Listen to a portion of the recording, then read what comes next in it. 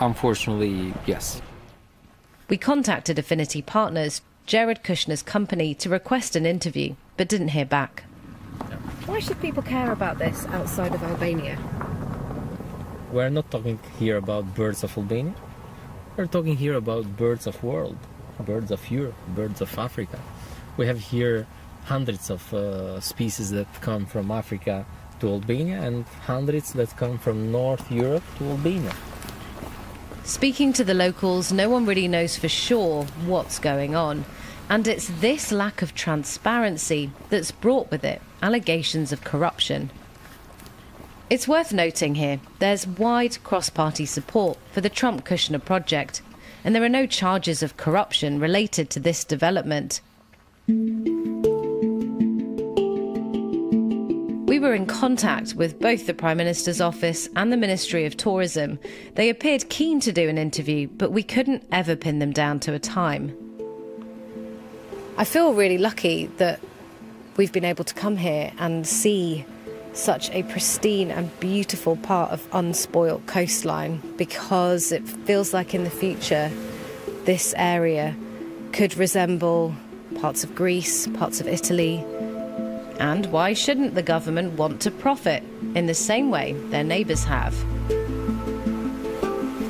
We learnt about a well-known saying in Albania during our time here: "I forte mesoteron," the strong prevail. The phrase is often used to describe situations where power, influence or force takes precedence over law, fairness or rights. In other words, the powerful tend to get their way. Can you understand why people would want to come and visit? I mean, I want to come back and bring my family and my friends. Yes, but I know for sure that everyone that wants to come here wants to come for this. Like, they miss this in their country.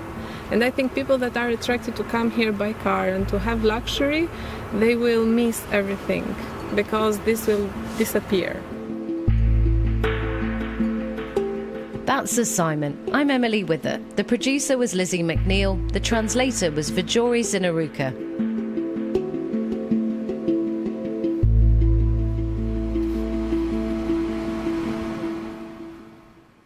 That was Assignment from the BBC. I'm Saroja Quaylo. Good morning, Manitoba, and hello, Winnipeg. I'm Marcy Marcusa. This is Information Radio, and we're live in Studio 15 downtown at CBC. Thanks for joining us here, and us being the team. So let's say hello to everybody. We're going to talk to Heather Wells in a moment from our news center. In Studio 15 control room, Mr. Corey Funk, who's going to be covering our commute. Good morning, Corey. Corey directs the show as well. Mr. Abby Adiemi, who is here behind the controls, our senior tech, and Abby covers the weather, which looks better than yesterday. And Mr. Darren Marash, good morning to you. Darren is our YouTube stream producer, so you might be watching the show there. If you are, through the morning, you're going to see the maps of the weather popping up. As I mentioned, better than yesterday. Cloudy in Winnipeg, a high of 3 degrees, so we'll be above normal. All of that snow that fell melted off, so kind of depressed us for a day and melted off. That is in Winnipeg. In other parts of the province, you got more, so you're going to be looking at it for a bit. But even still, some melting on the way. Brandon, a high of 4 degrees today, and up in Thompson, increasing cloud, periods of light snow for you this afternoon, but your high is also going to be above zero at 2 degrees. All right, the morning show's on until 8:37. We always get started by plugging into the news, so let's go to Heather Wells now and find out what's making news in Manitoba. Good morning. Good morning. Well, First Nations leaders say the death of Leah Keeper is being felt widely. This week, her family was told partial remains found in Winnipeg's North End have been confirmed as hers. The 32-year-old mother of two had been missing since 2023. Winnipeg police are investigating the case as a suspicious death. Red River College Polytechnic is taking over all post-secondary programs at the Manitoba Institute of Trades and Technology. 19 programs will be absorbed by the Winnipeg School as MITT shuts down. MITT announced back in January it will close amid a sharp drop in international student enrollment. So we'll hear more about that and other news from Manitoba coming up at 6:30. All right, thanks, Heather. Thank you. Heather's with us, of course, throughout the morning. And news anytime online at cbc.ca. cbc.ca/Manitoba. In the first hour of the show, we're going to check in on the Manitoba Moose for some playoff hockey, and so we'll find out more about that. In addition, a fifth floor crosser yesterday, pushing the Liberals one step closer federally to a majority government. So we're going to hear more about exactly that, and also a surprising Liberal in Marilyn Gladue now, who was seen as a social conservative. So we'll find out more. Stay tuned.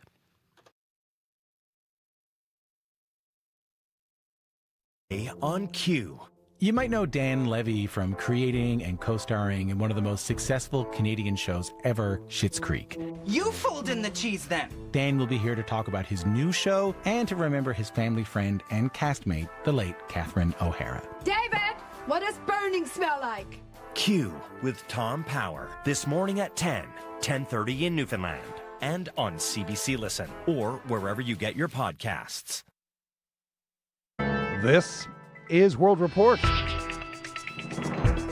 Good morning, I'm John Northcott. We begin in the Middle East, where the Iran-U.S. ceasefire deal is supposed to have reopened the Strait of Hormuz, but the expected flood of ships moving through is in reality barely a trickle. Confusion is growing over what exactly is in the ceasefire deal between Tehran and Washington, and both sides are warning it could collapse. Megan Williams has more from Dubai. The diplomacy seems to be weakening and the confusion growing. Iran's ambassador to Pakistan said an Iranian delegation would arrive in Islamabad Thursday night for Pakistan-led talks with U.S. negotiators. But that same announcement later appeared to be deleted from social media, raising new questions about what is actually happening behind the scenes. Donald Trump said overnight that American ships and aircraft will remain in the region, warning Washington could start, quote, shooting again if Iran does not fully comply with the deal. Meanwhile, the Strait of Hormuz, that was supposed to open for the 14-day ceasefire that began yesterday, is in the chokehold of Iran, who is making clear safe passage is far from automatic. Iran's Deputy Foreign Minister Saeed Khatibzadeh told BBC Radio 4 the waterway will remain under Iranian and Omani control. And this body of water is Iran's territorial water. You know that this Strait of Hormuz is purely in Iran's territorial water, Oman and Iran. It is not international water. He added full security for shipping will come only with the end of attacks on Iran. So it is not a matter of give and take. Definitely we are going to provide security for safe passage, and it is going to happen after United States, actually withdraw this aggression. Iran has reportedly told oil tankers wanting to pass the strait they'll have to pay a levy of $1 for each barrel of oil in Bitcoin or risk being targeted. Megan Williams, CBC News, Dubai. Meanwhile, the UK Foreign Minister, Yvette Cooper, is condemning Israel's massive bombardment of Lebanon, saying the airstrikes represent a threat to the new ceasefire between the US and Iran. We want to see an end to hostilities in Lebanon. I think what Israel was doing yesterday with this escalation of strikes was completely wrong. Israel attacked many targets across Lebanon, including multiple buildings in Beirut. Lebanon's health ministry says more than 250 people were killed, more than 1,000 others injured. It now appears those strikes could undermine the ceasefire agreement, which Israel and the United States say does not apply to Lebanon. Iran says a peace deal must mean peace for the entire Middle East. The Committee to Protect Journalists says Israeli strikes have killed 3 reporters. It says 2 Lebanese journalists were killed yesterday as Israel intensified its attacks in Lebanon. Al Jazeera says its correspondent, Mohammed Wisha, was targeted by a drone strike in West Gaza City. On social media, the Israeli military's Arabic language spokesperson says Wisha was a member of Hamas. The Committee to Protect Journalists is calling the killings and the deaths part of a broader assault on press freedom. Despite a large drop in oil prices this week, the cost to fuel up still much higher today than months ago. As Anis Hadari explains, those high costs from a war in the Middle East may hit supermarkets in Canada. For product coming in the next few days, week, there's probably a 20 to 30% increase on cost of goods depending on what it is. Munther Zeed owns Food Fair in Winnipeg. He knows gasoline and diesel fuel prices have skyrocketed. That means his suppliers have to pay more. So many will charge more. I put in an order for some hams Something that normally went for around $5 a ham now is $7. We started to receive those surcharges. Gary Sands is with the Canadian Federation of Independent Grocers. He points out his members can't eat the losses when fuel costs go up. Or increases in your products of 10, 15, 20%, you're going to have to pass those on to consumers. If you don't, you won't be an independent grocer. You'll be an out-of-business grocer. And homegrown food faces challenges too. Global fertilizer prices are up due to blocked shipments at the Strait of Hormuz. Ceasefire or not, whether prices drop enough will depend on the conflict there. Farmers are potentially having to make difficult decisions if they haven't pre-bought their fertilizer. Craig Johnston is the chief economist at Farm Credit Canada. Are they going to adjust their planting decisions? Are they going to use less fertilizer? All of this can affect how much we grow in Canada. It's 35, 48. It's unclear exactly when consumers will notice, but it's a safe bet prices are likely to rise until transit through the Strait of Hormuz is also a safe bet. Anis Haydari, CBC News, Calgary. Prime Minister Mark Carney and the MPs in his party are in high spirits heading into the weekend. They'll be gathering in Montreal today for the Liberal Party convention. Now, it was supposed to generate momentum heading into Monday's by-elections, but now that a fifth MP has crossed the floor to join the Liberals, things are even more interesting. Janice McGregor is in our parliamentary bureau. Janice, this is a policy convention, but at this moment, how much of the policy debates really matter? Good question, John, because, well, party activists are often motivated by their perspectives on hot issues. Mark Carney and his cabinet are not bound by what the grassroots says this weekend. A focus on what the Liberal Party really stands for, however, is still interesting because at this moment, faced with a very scary and uncertain world, the Prime Minister's call for national solidarity has been so resounding that the Liberal tent has expanded to include personalities that honestly would never have been kindred spirits in the past. The, shall we say, ideological range of the most recent two floor crossers, Indigenous NDP MP Laurie Idlot from Nunavut, driven by issues like housing shortages and social inequities in the north. What does she have in common with the other newcomer as of yesterday, Marilyn Gladu, former Conservative MP that dined with convoy protesters, questioned vaccine mandates, and briefly ran for the party's leadership on a socially conservative platform? And what do either of them have in common with, say, the three Liberal candidates in the urban and suburban by-elections in Toronto and Terrebonne, just north of Montreal? Is this a party with enough like-minded causes and values to be sustainable? Once the current crisis passes, this weekend may be an attempt to figure out what the common ground could be. A lot of big questions there, Janice. Let's talk about another one. Pierre Poilievre's convention was supposed to have settled the question of his leadership earlier this year, but having lost yet another MP, is that big question truly behind him? Not at all. In fact, trouble may be once again over the horizon for him because yesterday's floor crossing refocuses his critics on the party's dismal polling numbers. It's left people whispering about whether there are still more floor crossers to come. He'll be out later today on the West Coast trying to land a message about defending property owners concerned about recent court decisions on Indigenous treaty rights. But it's hard to focus on his policy takes when he appears to be fighting a more existential battle to hold his caucus together. Janice McGregor in Ottawa. Thank you, Janice. You're welcome. And finally, if all goes according to plan, today is the Artemis 2 mission's final full day in space. Jeremy Hansen and the other three astronauts aboard the Orion spacecraft are making their way towards Earth. And last night, they did another live space-to-Earth question and answer session, talking to Prime Minister Mark Carney and young Canadians. Karen Pauls has the story. Integrity, this is Houston. Are you ready for the event? Canadian Space Agency astronaut Jeremy Hansen and his three American crewmates got a video call from Canada with the Prime Minister bringing virtual greetings. I'm absolutely thrilled to be speaking with you, Jeremy, and the crew. We've all been watching and inspired. Mark Carney, a music fan, couldn't resist asking about their playlist. Your favorite wake-up songs. Hansen said his family suggested the one they heard Wednesday morning. Under Pressure. Victor Glover said he enjoyed the one his wife included. Mandisa, Good Morning. Reed Wiseman's pick. And I won't quite take responsibility for Pink Pony Club. although it probably is my responsibility. And Christina Cook.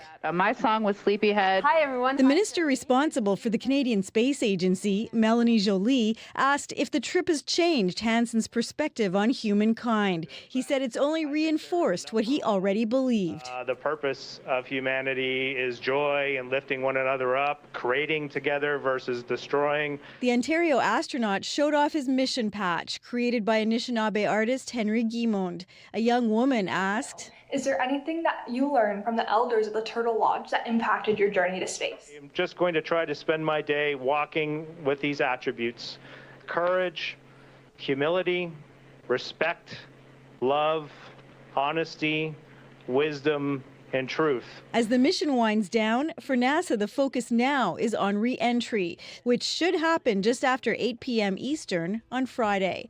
Karen Pauls, CBC News, Winnipeg. And that is the latest national and international news from World Report. If you ever miss World Report, don't worry. You can listen to our podcast anytime. You can follow it, tell a friend, and spread the word. I'm John Northcott. This is CBC News.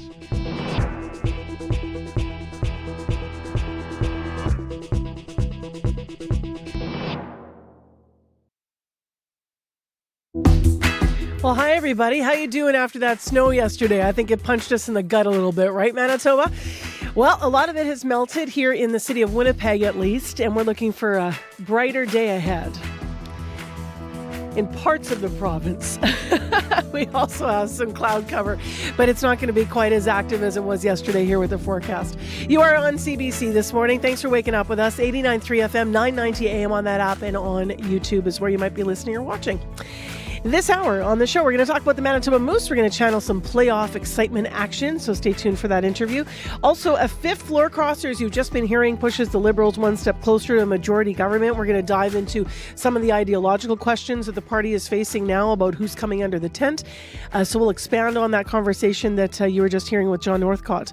And then at 10 to 7, speaking of staying on top of things, Israel says a ceasefire in the U.S.-Iran war does not include its own war against Hezbollah in Lebanon. So where does that leave the Middle East this morning? Stay tuned. That's coming up just before 7 o'clock. So lots of international and national news as the world is watching. To cover our local news, Heather Wells is never far away, and she's here from our newsroom right now with headlines. Good morning. Good morning. Well, the search for Leah Keeper has ended almost 3 years after she went missing in Winnipeg's North End. The 32-year-old was last seen in July of 2023.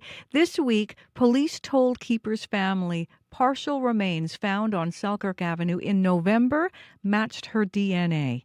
Keeper was raised in Sagging First Nation, and Sagging's chief, E.J. Fontaine, says the pain of her loss is being felt in the community. The Manitoba government says it is ready to support a northern community grappling with a suicide crisis. Nisichawasik Cree Nation declared a state of emergency after 4 people died in the past month. Chief Angela Levasseur blames an increase in drug use since the community was evacuated by last summer's wildfires. We'll hear more on those stories and others coming up in our next local news at 6:30. All right. Thanks, Heather. Thank you.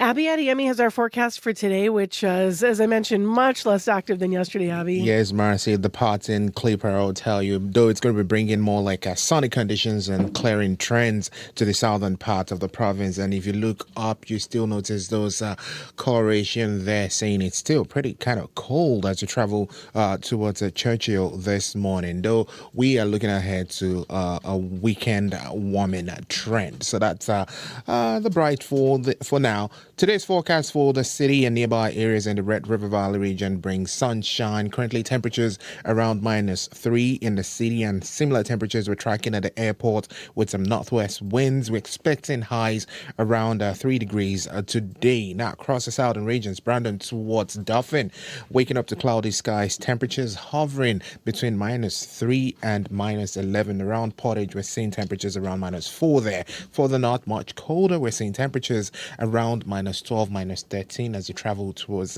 Churchill this morning. We're looking at -9 around Tadula Lake. So Mercy, we're seeing some clearing trend.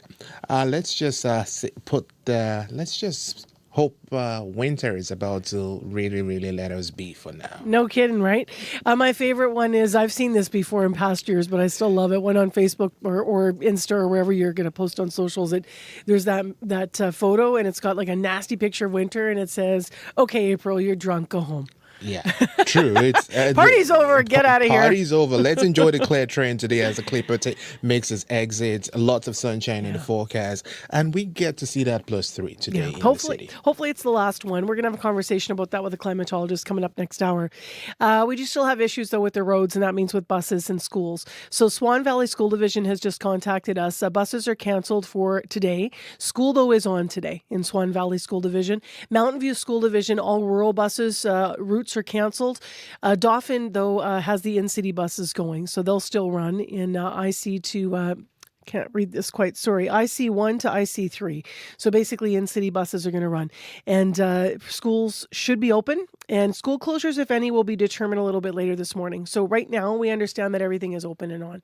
But the buses are having problems. Okay, let's go to what's happening otherwise in the commute. Corey, hi. Hi, yes. So no highway closures today. And if you look at Manitoba 511, looks like southern Manitoba, highways are looking good. Same thing with northern Manitoba. But central Manitoba, still some issues, particularly around Swan Valley, hence some of those bus cancellations, as well as through the Interlake and then even into further east of Lake Winnipeg and central Manitoba. There seem to be the worst highway conditions, but mostly covered, partly covered. So might be some icy patches for folks.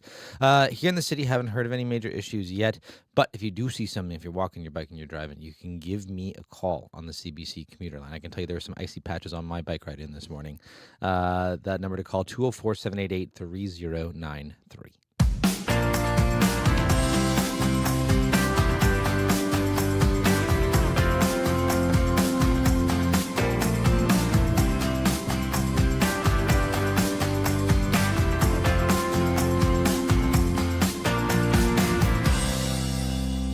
Well, we're continuing to see if the Winnipeg Jets are going to clinch that final playoff spot, but we can celebrate the Manitoba Moose because they clinched their playoff spot with a 4-3 win over the Milwaukee Admirals this week. They'll return to the postseason after missing out on the playoffs last year. Morgan Klimchuk's the assistant coach for the local team, and he spoke with CBC's Julie Buckingham. How are you and the rest of the staff and the team feeling after clinching? Yeah, doing very well, thank you. Obviously, very excited to be able to play some meaningful hockey and some postseason hockey when the regular season ends. What do you think contributed to the team's success this year in particular? I think there's a lot that goes into it. Ultimately, we had a really good group of veteran players that right from the get-go understood kind of what it took to get to this point. And then on the flip side of that, a real good group of young players as well that are just kind of coming into the league and learning how to play at the pro level that did an excellent job. You know, not just playing, but contributing kind of start to finish, or at least up until the point we're at right now. In the last few years, the team, as I mentioned, hasn't made it past the first round. So how will they as a group be looking to rewrite the past playoff woes? Well, I think just believing in the group we have. If you look at the season we've had, there's been some highs, there's been some lows, but we've not just played with, but beaten some of the top teams in the league a number of times. So really leaning on that experience and knowing that when we play our best, we can play with anybody. What makes playoff hockey special for your group?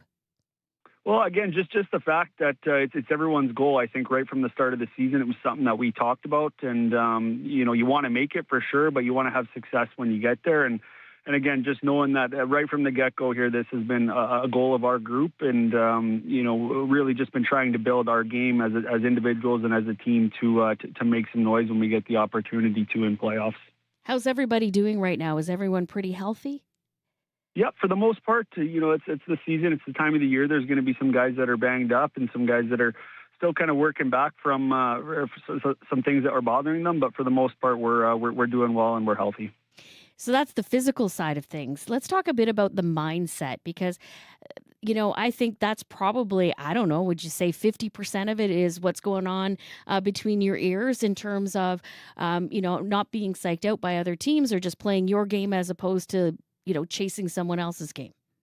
Yeah, it's extremely important. And kind of like I touched on there, we know that when we're playing our best, we can beat anybody. We've shown that against top teams in the league over the course of the whole season, whether we at all of our roster, or we had guys up or potentially injured. We've had some depth players step in and show that they contribute. So again, that mindset, like you talked about, we know that we can have success against these top teams, and we believe that we are one of those teams as well.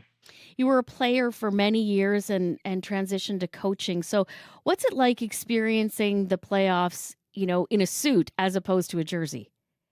It's similar. It's a very exciting time, and I mean, at the end of the day, hopefully it brings the best out of everybody. No matter, again, if you're standing on either side of the bench, we're all very excited about it and know that it's going to take everyone's best. And yeah, very exciting, and very very much so looking forward to the challenge, just as I would have as a player.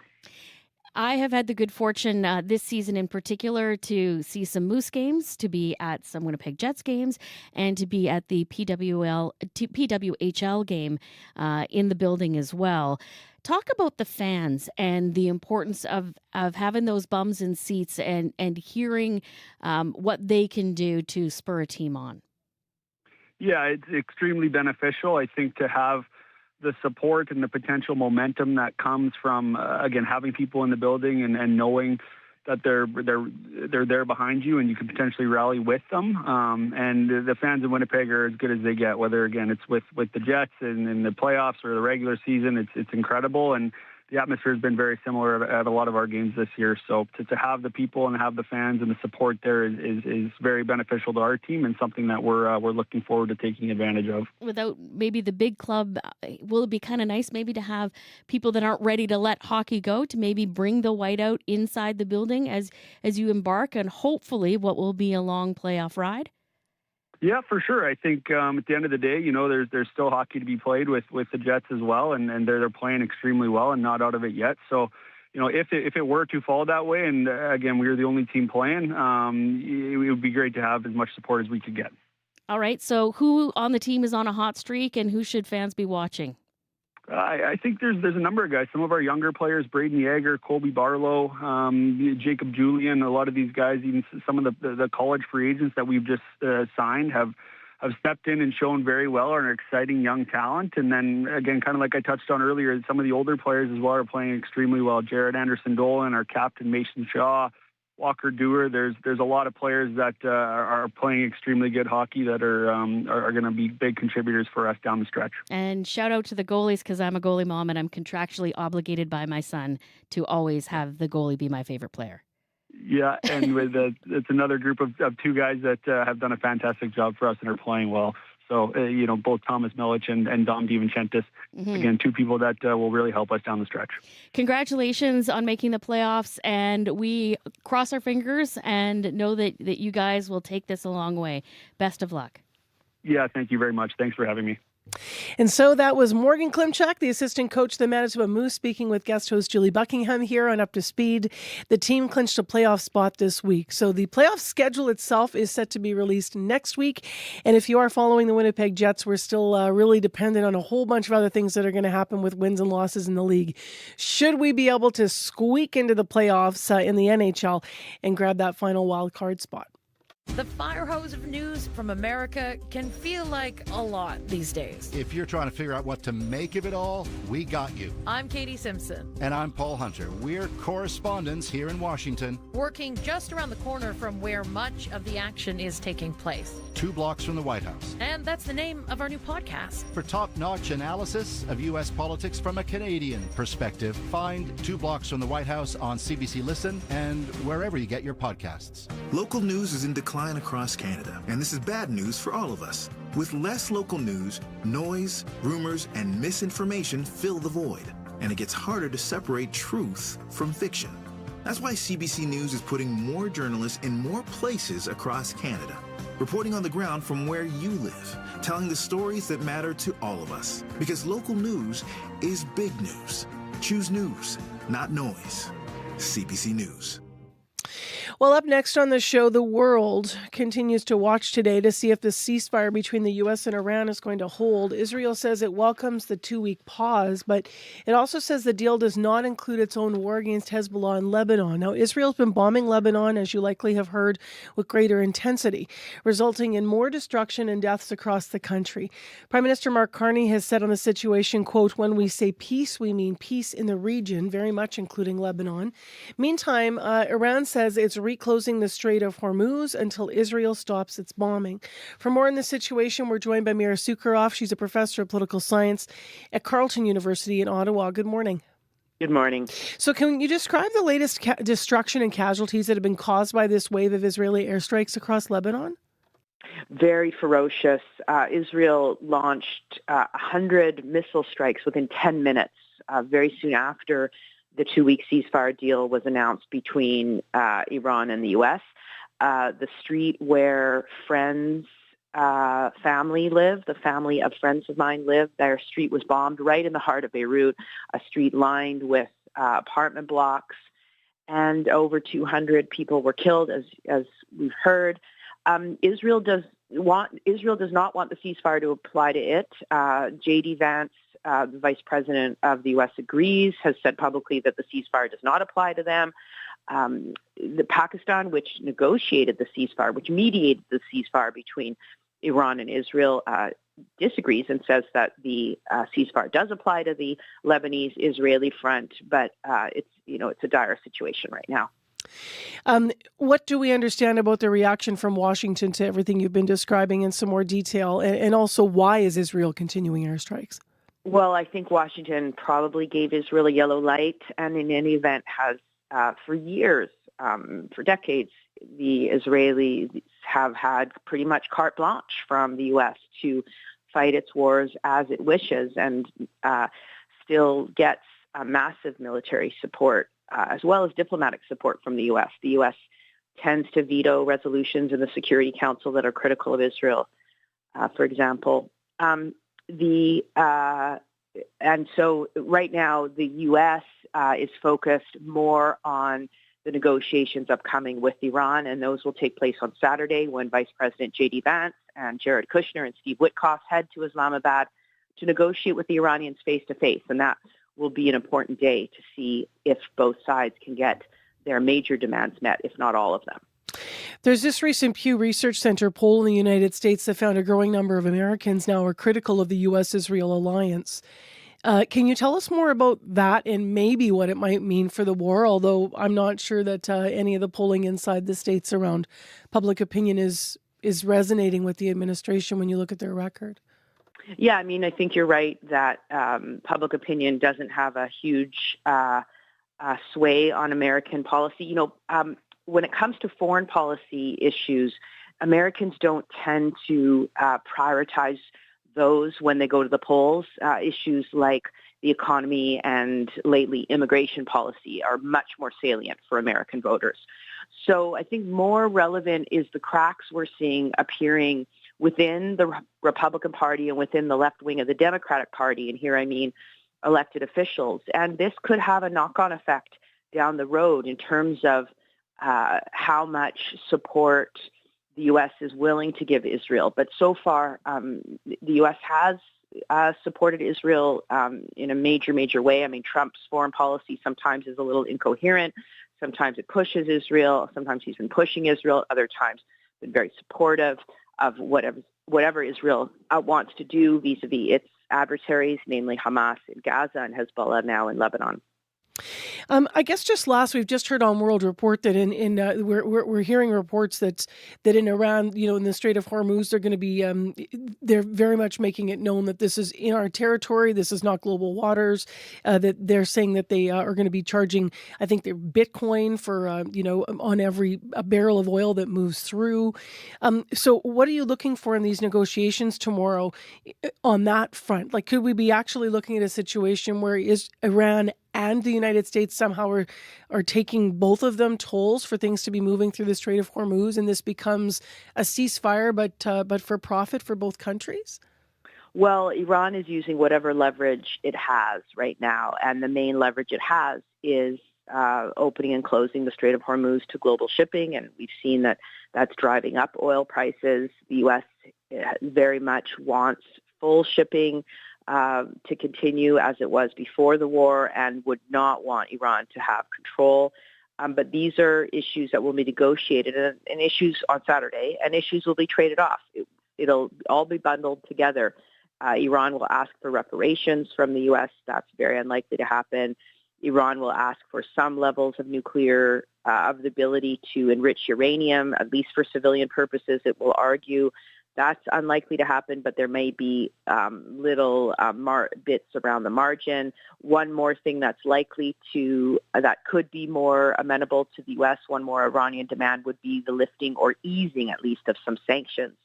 So there will be all sorts of issues negotiated on Saturday, including access for global shipping to pass through unimpeded through the Strait of Hormuz. All right, Mira, thank you very much for your time. You're welcome. That is Mira Sukharov, professor of political science at Carleton University, specializing in the Middle East. Coming up to news time here, Corey's popped in, though, with something developing in traffic. Yeah, just got a call about a fire on Main Street, just a couple blocks north of City Hall. Fire crews were just arriving there, so not too sure what that'll mean for traffic. And we're just looking to confirm exactly the details of where that fire is and what that will mean. So just heads up there, though, around just a couple blocks north of City Hall here, that there is a fire. We're going to look into more details on that as well. Heard that the lights are completely out Broadway and Donald right now. Caller said crews are on scene fixing that. There's a downed light standard, but crews are working on that. So hopefully that'll be up shortly. But crews lights completely out. Treat that as a four-way stop Broadway and Donald this morning. If you have any other details on what you're seeing out there, would love to get an update. The number to call 204-788-3093. All right, thanks, Corey. Thank you. First light coming up over downtown Winnipeg, and we can also tell you for school closures in the rural areas, Evergreen School Division is also closed today because of the aftermath of the weather yesterday. There's no school buses in Swan Valley running today, but school is open. And finally, Mountain View School Division, in-city buses will run in Dauphin, rural buses will not. Your news is next. This is CBC News. Good morning. I'm Heather Wells in Winnipeg. At 6:30, it is -3. We'll see the sun today. More melting expected as a mix of sun and clouds this morning. The wind becomes light and a high today of 3. First Nations leaders say the death of Leah Keeper is being felt widely. This week, her family was told partial remains found in Winnipeg's North End have been confirmed as hers. The 32-year-old mother of 2 had been missing since 2023. Winnipeg police are investigating the case as a suspicious death. Keeper was raised in Saging First Nation. Grand Chief Kyra Wilson of the Assembly of Manitoba Chiefs says when one person hurts in the community, everyone hurts. We want everyone to know that she was deeply loved by her family and by the whole community. You know, we all want what's best for our families, for our people. Keeper's aunt says police have not told the family how Leah died or how her remains were found. A vigil is being planned for Saturday. The province says it's ready to offer supports to a northern community under a state of emergency. Nisitchawessit Cree Nation says it's grappling with several deaths by suicide in recent months. Addictions and Homelessness Minister Bernadette Smith says more needs to be done to bring mental health supports to young people in the north. This is very concerning for us. We want to ensure that, you know, whatever supports are still needed there, that they are getting the support. Smith says she wants to speak with NCN's leadership and Ottawa about how government can help. She says the province is working on a suicide prevention strategy. A chorus of world leaders is condemning Israel's deadly strikes on Lebanon. It is a fragile peace, but we want it to lead to an agreement. The Australian government also firmly believes that this has to apply to Lebanon as well. We want to see peace in this region. Australia's Prime Minister Anthony Albanese. The Civil Defence Authority in Lebanon says more than 250 people were killed yesterday As of right now, it is unclear if the strikes said to have targeted the Iran-backed proxy Hezbollah will derail peace talks set for this weekend. You can hear the latest on this story as well as other national and international news coming up on World Report at 7. Red River College Polytechnic is taking over all post-secondary programs at the Manitoba Institute of Trades and Technology. 19 programs will be absorbed by the Winnipeg School as MITT shuts down. Christine Watson is Academic Vice President at Red River. The 19 programs and the seats attached to those programs that currently exist in Manitoba are necessary to support Manitoba's labor market. And so we are continuing to maintain and preserve the capacity of those programs. MITT announced in January it will shut down amid a sharp drop in international student enrollment. Manitoba Health Minister Uzoma Asaguera says more work needs to be done to make sure paid plasma collection is safe. This after a Health Canada assessment of 2 donors' deaths found they were not linked to the donation process. The deaths occurred following donations at 2 different Grifols locations in Winnipeg. Asaguera says recent failed inspections at Grifols head office were concerning. What was highlighted are some concerns around training, around effective communication, protocols being adhered to and followed. It's important that the highest standards are being met. Asaguera says they are looking at working with the College of Surgeons and Physicians to make paid plasma centers safer. Motorized boats can return to Clear Lake in Riding Mountain National Park this season. Parks Canada says it's lifting its boat ban in place in 2024 and 2025 to try to stop the spread of zebra mussels. Trevor Beauquest speaks for Fairness for Clear Lake, a coalition of cottagers and business owners in the area near the park. It filed a court action last year in an attempt to overturn Parks Canada's ban. We weren't being taken seriously, that we weren't happy with the way that the park was being run. And so we believe that without Fairness for Clear Lake and the measures that we took, we're not sure we'd be here today.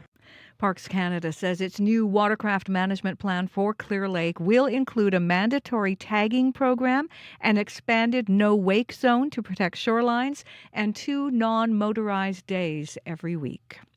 A 92-year-old Manitoba woman is the star of a documentary gaining international attention. You can have a life with joy and hope and love, but it's not always easy. Agatha's Almanac follows Agatha Bach's daily life on her family's farmstead without modern amenities like running water. Emily Aitkins wanted to capture the daily rhythm of her aunt's life tending her garden. She hopes the award-winning film inspires others to plant something. It doesn't have to be a giant garden. I think if you have like a window and a pot, you can grow something. I think growing things is very healing. Agatha's Almanac plays at the Dave Barber Cinematheque in Winnipeg until next Wednesday. You can find more news updated throughout the day at cbc.ca/Manitoba. I'm trying, Agatha. I want to plant something. It's not good outside. Do you know what I do? I actually go to visit garden centers just to smell the air, and you can smell things growing. I know. I have plants all over my house, some looking fair and better than others. I always buy the hardy ones because I neglect them. But also, I went for dinner at Gather for the very first time in the Leaf. It was just nice to be surrounded by all that greenery and stuff. It's this time of year is the push. I think that's everybody just starts to get a little bit more cranky and annoyed because it's just we know we're so close. So close. So close. And there's what she said, the filmmaker, there is something very therapeutic about plants. Oh, don't have to tell me. You are, what do they say, singing to the choir there for sure. All right, thanks, Heather. Thank you. I want to watch that now. I love that it's got that Manitoba hook. I'm always fiercely proud of where we live. Let's get into what the weather's doing today. It is better than yesterday, and we are going to get some melting. Abby Adiyemi? Way better than yesterday, Marcy. We're going to be seeing clear conditions in the southern part of the province, and thank goodness, no warnings today. So we're just going to be dealing with the leftover snow you see on the ground towards the Parkland region as the plows come out to do their thing. Forecast for Winnipeg and the Red River Valley region, we're looking at a cloudy start and becoming a mix of sun and clouds later in the day. It's currently -3 both at the Forks and at the airport. Morning temperature is going to be hovering around 2 degrees before we get to a high of 3 later in the day. Now, for the Pembina Valley region, Morden Winkler all the way down to the Headingley area, we're seeing temperatures around -3 at this time, warming up to 4 degrees later. In the Westman region, Brandon and nearby, currently at -8, cloudy now, you warm up to +4. In the Parkland region, Duffin towards Russell and the Roblin area, -10, you get to +2 later. In the Interlake region, we're seeing temperatures around -9s and -10s there. Cloudy conditions to start, you warm up to 1. Now we move into the northern part of the province.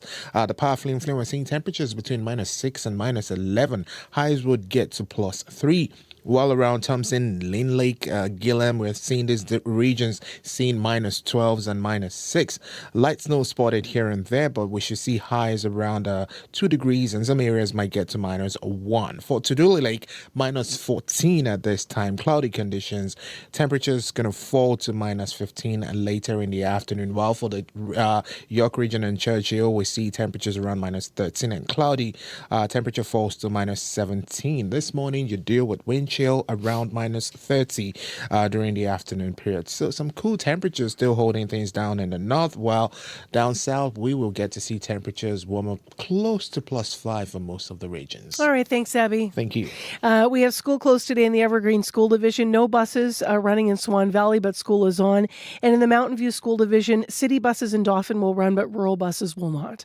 Those updates will likely grow. We'll keep them going on the air here, and you can always read them online on our website as well. We've got other things going on in traffic, though, with Corey here. Yeah, latest, we're still trying to get more details, but we did hear about a fire on Main Street, just a couple blocks north of City Hall. So not sure exactly yet. Haven't got any updates exactly how that's impacting traffic, what that means. We're working on getting more details on that. Also, lights are down at Broadway and Smith. Earlier I said Donald, apology for that, but it is actually Broadway and Smith, says the city. And those lights are completely out. The signals have actually been hit and knocked down. They're laying on the eastbound curb lane on Broadway.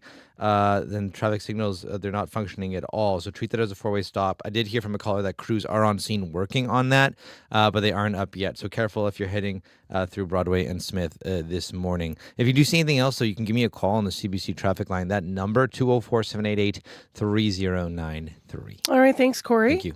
Let's move to Crystalie Ramlakan, who is here with our business news for your Thursday morning, April the 9th. Hi there, Crystalie. Hey, good morning, Marcy. So let's start with the ceasefire between Iran and the U.S. It's supposed to have reopened the Strait of Hormuz. Not many ships still moving through. How are energy prices and markets reacting this morning? Well, oil prices are rising again, and Asian stocks are trading mostly lower on skepticism over a fragile ceasefire. Oil is up around 5% to more than $99 a barrel, and markets in Japan, South Korea, and China are all lower. And U.S. futures are down after Wall Street closed sharply higher after the announcement of the temporary ceasefire agreement. So investors are closely watching whether the two-week ceasefire is already slipping after deadly Israeli strikes on Lebanon. So Iran closed the Strait of Hormuz in response to the attacks in Lebanon, and Iran is demanding the right to collect tolls in the strait as a precondition for reopening the waterway, which is vital to world oil supplies. But collecting tolls would violate a principle of international maritime trade, freedom of peaceful navigation. Now, opening the strait would save the global economy from supply constraints that have pushed energy and fertilizer prices higher. But tolls would cement the Islamic Republic's control over the strait, through which 20% of the world's oil is shipped, and would enrich the military. We'll hear more likely on how they negotiate that and what the U.S. and Iran have to say about that on Friday, Saturday when they're meeting. Let's stay in the Middle East right now, though. Polymarket bets on the timing of the ceasefire are raising questions about insider trading right now. What's this about? Yes, so a group of new accounts on the prediction market Polymarket made highly specific, well-timed bets on whether the U.S. and Iran would reach a ceasefire. And that resulted in hundreds of thousands of dollars in profits for the new customers. The bets were made even though President Donald Trump's rhetoric had escalated and there were few signals a deal was even imminent. An analysis of publicly available blockchain data shows at least 50 accounts placed substantial yes bets before Trump announced the ceasefire, and they were the first bets made by these accounts. Now, it is possible users placed bets expecting Trump to back down, given his habit to make bold threats only to retreat, a phenomenon some have nicknamed TACO, which stands for Trump always chickens out. So while some users made really big profits, others are still waiting because Polymarket has now labeled the ceasefire contract as disputed, as Iran was still placing restrictions on ships passing through the Strait of Hormuz, and missile attacks in the region continued. So public blockchain data cannot identify who controls these new wallets. Only Polymarket has the internal data on whether these were brand new users or existing users opening additional accounts. Okay, sounds like more investigation needed there. And let's switch gears here before you leave this morning and talk a little bit about retail news. Hudson's Bay stores, of course, are gone, but people can still get their hands on the iconic stripes. We've been talking about where the products are landing and the rights to those, right? Yes, remember Canadian Tire bought some HBC trademarks, and it is unveiling the first products it's designed with them, including canoes, outdoor furniture, pickleball sets, and towels. The summer collection of 32 HBC items also includes blankets, canvas bags, and housewares. It's the first time Canadian Tire has put its own stamp on the HBC trademarks. It bought for $30 million last year when the 355-year-old retailer filed for creditor protection and closed all of its stores. So while Canadian Tire released some striped merchandise for the holiday season last year, those products were past HBC designs.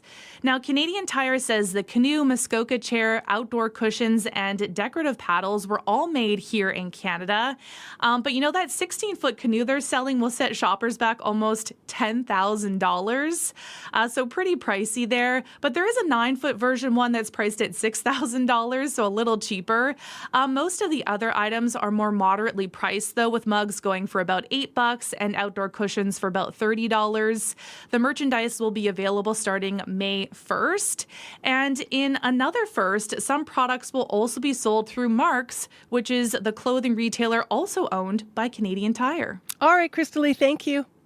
Thanks, Marcy. That's Business News with Crystalie Ramlakan live on CBC.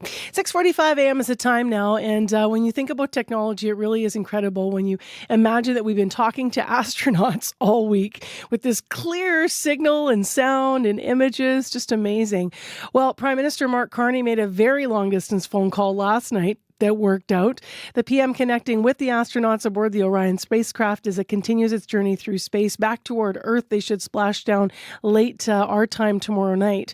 Canada's Jeremy Hansen's, of course, one of the 4 crew, our Canadian flag shown in all these shots from the capsule. And he was the first to speak with Carney. There was also a live audience listening from the Chapman Space Center in Longueuil, Quebec, and we wanted you to hear some of that call. Integrity, this is Houston. Are you ready for the event? Houston, this is Integrity. We sure are. Well, I just want to have a chance, if I may. I'm thrilled. We've all been watching and inspired by what you're doing. And I wonder if you just, enlighten us a bit about some of the lessons that you've learned over the years and up there in terms of teamwork and collaboration. I mean, this is such a unique example for the world and beyond. And I heard last point pilot Glover say, I think it was on Easter, he was looking back at what he called Spaceship Earth, and what lessons we can take here on how to work together better down on Earth. Premier Moss, an honor. First, it is an honor to have the Prime Minister here aboard Integrity with us. So, thank you very much. And for me, it's just important to get the message out that I am so proud of Canada. Canada put in the work. We created this opportunity to be here in deep space. So, Canada, I'm also proud of you. Also, why don't I pass the word or the mic around a little bit? I think my colleagues would love to say a couple words, and they know a lot about collaboration. Perfect. I'll just add that I flew to the International Space Station in 2014, and before we go up there, we have to go to Montreal to the Canadian Space Agency and do training up there. And it was amazing. In just 1 week of my robotics training up there, I have lifelong friends from Canada, and I am honored to serve alongside Jeremy, Josh, and Jenny, truly the finest astronauts I have ever met. Amazing, amazing. You've been to Canada. I want to extend the invite. Certainly come to Ottawa. Don't look too closely right now. You'll notice that it's still pretty white, but it's the snow's going to go. And I just wonder, a lot of Canadians just want one point of reassurance that the preference is for maple syrup over Nutella on your pancakes in the morning. I hope. Absolutely, sir. I can send Christina to get the syrup right away, but we definitely have it on board. It can make another guest appearance. That's excellent. They ended up doing shots of maple syrup. If you see the video, really fun. Also, people were remarking yesterday after watching and hearing that call. It was interesting that the choice that was made by the Canadian astronaut Jeremy Hansen to respond to the Prime Minister Mark Carney's first question there, to respond in French first, which just, of course, showing more of our Canadian identity in space. And apparently the first time French was spoken by an astronaut in space. I think there's a stat there, too. Prime Minister Carney spoke with Artemis 2 crew who are making their return voyage to Earth. In that clip, we also heard, by the way, from the commander of the mission, Reid Wiseman.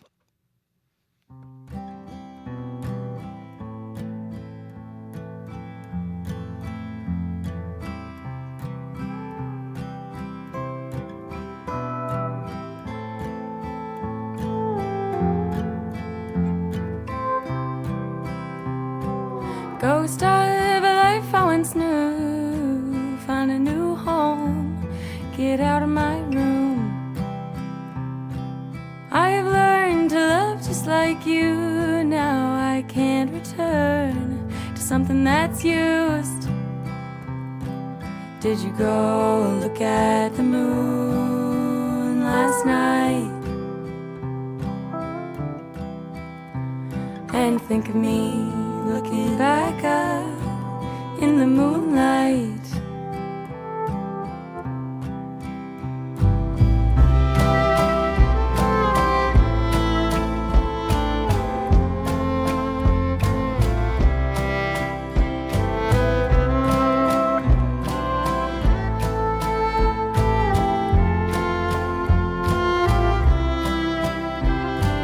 Another old stretch of highway,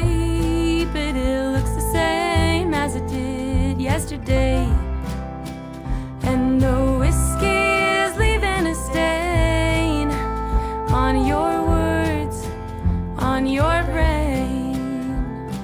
Darling, are you still afraid of the wind? How it wants to take you home if you let it.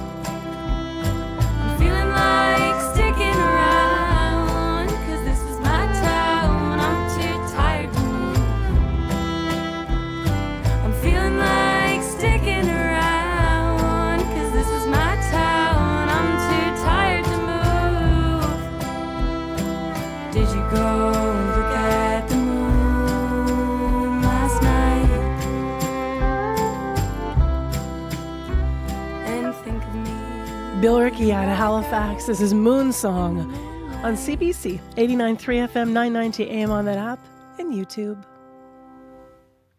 Well, next on the show, let's talk about the Liberal parties here on Earth and the trend that started last year with people crossing the floor. So first, Conservative MPs Chris D'Entremont, Michael Maw, Matt Genereux, then NDP MP Laurie Idlout joining the Liberals. Yesterday, another Conservative on the move, Ontario MP Marilyn Gladu. A lot of people are asking, what does it take to be in the Liberal tent right now? This all also brings the Liberals a seat closer to majority government. So let's talk politics for the next 5 minutes with Marco Vellotti, who's editor-in-chief at iPolitics, and with us via Zoom. Good morning. Hey, good morning. So it's interesting now, right? Because at first you start going, okay, so these certain people are crossing. When you look at a Marilyn Gladu, I mean, she's known for being a social conservative. As we've been hearing on World Report, sat down for a meal with convoy protesters, and also has been known for being, anti-abortion. I mean, so how's she going to fit into the Liberal Party? I mean, it's a good question. Look, Marilyn Gladu is a conservative member of the Conservative Party. And I know it sounds, redundant, but I just want to stress that this is a right-wing politician joining the Liberal caucus. And, I think maybe you could argue on economic issues, maybe there's more malleability there. Sarnia is definitely, an industrial economy. Maybe, it's definitely being harshly impacted by the trade war with the U.S. It sits right on the border. But I do think, it's not uncommon for the Liberals in the past to have members who run the ideological gamut, who have social conservative views being accommodated within caucus. I think what makes it so unique here is the rationale driving this change. I don't think we're going to see this shift where the Liberals emerge as this big, broad-based coalition like you've seen in times past. I think it's a very unique moment that we're in right now. And I think that's the message that's really resonating. It's not so much the Liberals shifting their views. It's Mark Carney being that figure who's saying, I need to deal with the Trump issue. Come join me. We need to, solidify our economy in the face of this storm. Let's work together.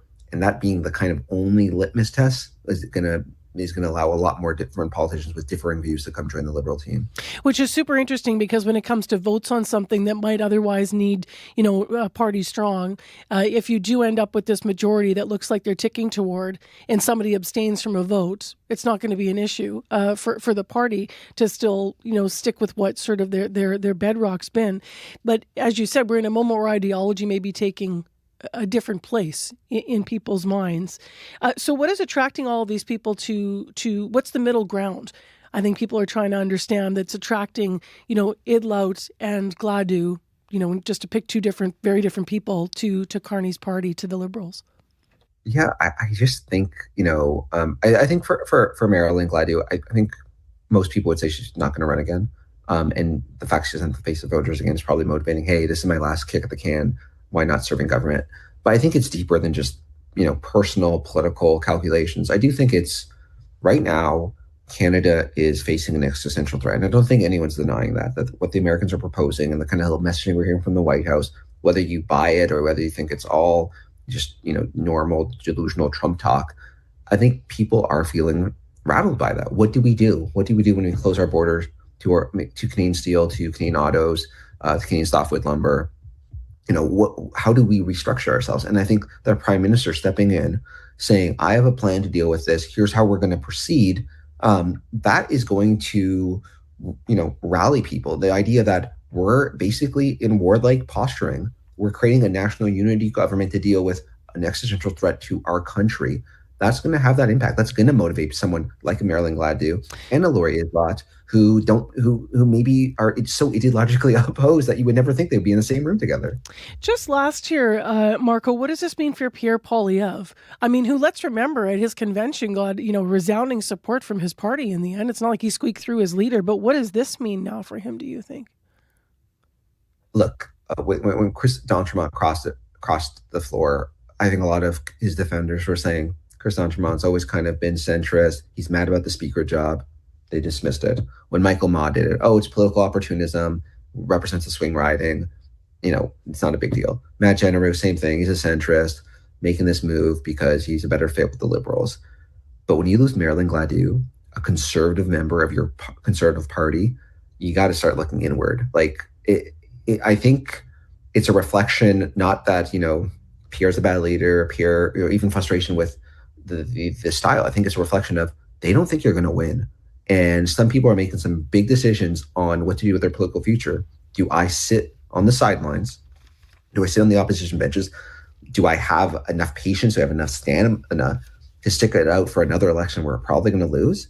Or do I go with Mark Carney, who I kind of see, I kind of agree with 60, 70% of the time, who, seems to be just as welcoming to opposing views as you do. It's one of those choices where, look, like, why would I stick it out with someone when I don't think there's a path to victory, where someone who maybe I'm not getting the recognition, not getting the assignment, right? I think it's as basic as that. We're in a really specific moment here. Very interesting. All right. Thanks, Marco, for breaking it down. Appreciate you. Yeah, thanks for having me. Marco Vellotti, editor-in-chief at iPolitics. We're coming up to news time. We'll get headlines in a moment. I'm just going to run through quickly what's happening in the weather. Partly cloudy, -3 in Winnipeg. Our high is going to be 3 above. It's all settled down after the storm yesterday. In some of the rural areas, still problems. Evergreen School Division, no school today. Swan Valley, no buses. School is on, though. Mountain View School, no school division. City buses are running. In Dauphin, rural buses are not. So those are some problems. Also, here locally in Winnipeg, fire crews have blocked a portion of southbound Main just past Logan. 2 far right lanes blocked. You can still get around far left. Lights out at Broadway and Smith. Treat that as a 4-way. There's a down light standard blocking the curb along eastbound Broadway. So a couple of problems to watch for here. Still ahead after 7 o'clock on the show, we'll hear from the climatologist about the rest of the spring after yesterday's stormy weather. In addition, we're going to talk about the idea of publicly owned grocery stores. They're piloting this in Toronto. Could it work here? How does it work? And the head of the WSO will talk more about what is happening with the Symphony's move to perform in the Playhouse, which is going to be renovated. So that's going to be their new home. So that's a lot coming up. But Heather Wells also has details on stories. Well, the search for Leah Keeper has ended almost 3 years after she went missing in Winnipeg's North End. The 32-year-old last had been seen in 2023. This week, police told Keeper's family partial remains found on Selkirk Avenue matched her DNA. And dozens of people in Steinbach turned out to a city council meeting to oppose a move to bulldoze homes and replace them with apartment buildings. Those stories coming up at 7:30. Today on The Current. Calgary? Calgary? Calgary. Ah, you'll love it. A special show from Calgary in front of a live studio audience. We'll be on stage with everyone from Olympian, now chef Mark Tewksbury, romantasy author Danielle L. Jensen, rodeo legend Marty Wildman, and more. It's The Current, live from Calgary, coming up. The Current with Matt Galloway. This morning at 8:37, 9:07 in Newfoundland. And on the CBC Listen app. This is World Report. Good morning, I'm John Northcott. The Australian government firmly believes that this has to apply to Lebanon as well. We want to see peace in this region. Australia's Prime Minister Anthony Albanese joining the chorus of world leaders condemning Israel's deadly strikes on Lebanon. The Civil Defense Authority in Lebanon says more than 250 people were killed yesterday. But as of right now, it's unclear if the strikes will derail peace talks set for this weekend. Crystal Gamansing reports. It was a grave violation, intentional grave violation. Syed Khatibzadeh, Iran's deputy foreign minister, told BBC News they're focused on bringing peace to the region, unlike Israel. That, he says, was communicated to the U.S. You cannot ask for a ceasefire and then accept terms and conditions, accept, the areas that, ceasefire is applied to, and name Lebanon, exactly Lebanon in that, and then your ally just start a massacre. U.S. Vice President J.D. Vance sided with Israel, saying Lebanon was not a part of the peace deal framework. In a span of 10 minutes, Israeli jets bombed more than 100 sites across Lebanon Wednesday, the heaviest bombardment since the war began. Israeli officials said they targeted Hezbollah members and locations linked to Iran's proxy group, saying today the nephew and personal secretary of Naim Qassem, the leader of Hezbollah, was killed. What Israel was doing yesterday with this escalation of strikes was completely wrong. Yvette Cooper, the UK's foreign secretary, along with her counterparts in Spain and France, say Lebanon must be included in the peace agreement. France's Foreign Minister Jean-Noël Barrot says Iran needs to make concessions, including giving up on having nuclear weapons as well as the means to obtain them, and ending its support for groups like Hezbollah, Hamas, and the Houthis, who destabilize the region. Crystal Gamansing, CBC News, London. Marine tracking data show ship traffic in the Strait of Hormuz is at a virtual standstill this morning. The IRGC says shipping traffic is frozen in response to Israel's bombardment of Lebanon. As Aaron Collins explains, that means more uncertainty for energy markets. In Ireland, farmers and tractors took to the streets of Dublin to protest. With the price we're paying for fuel, I'm probably 2 months away from my business folding up. The impact of sky-high fuel prices lingering around the world. That despite oil prices dipping since the ceasefire between the U.S. and Iran. We have the Iranians promising to open the Straits of Hormuz. U.S. Vice President J.D. Vance confident the strait will fully open. That amidst reports that Iran has yet to follow through on that promise. The lack of clarity hindering shipping through the vital waterway. There is no confidence at the moment. This is the problem, or very little confidence. Philip Belger is with Intertanko, an association for independent tankers. He says shippers are thinking twice about trying to move oil through the strait. We've got great concerns about whether the ceasefire can hold, if ships can be safe in this time. And even if the deal holds and the strait is open, it'll take time to get oil production in the Gulf back up to pre-war levels. Al Salazar is an energy analyst with Enverus in Calgary. Most estimates are 3 to 6 months before production resumes, the tankers clear out of the Straits of Hormuz, you start up the oil fields that were shut in. Salazar says that means high energy prices are here to stay for at least the next few months, and much longer if the ceasefire deal fails. Aaron Collins, CBC News, Calgary. British Defense Secretary John Healey says the UK and its allies have discovered Russian spy submarines checking underground cables and pipelines in British waters.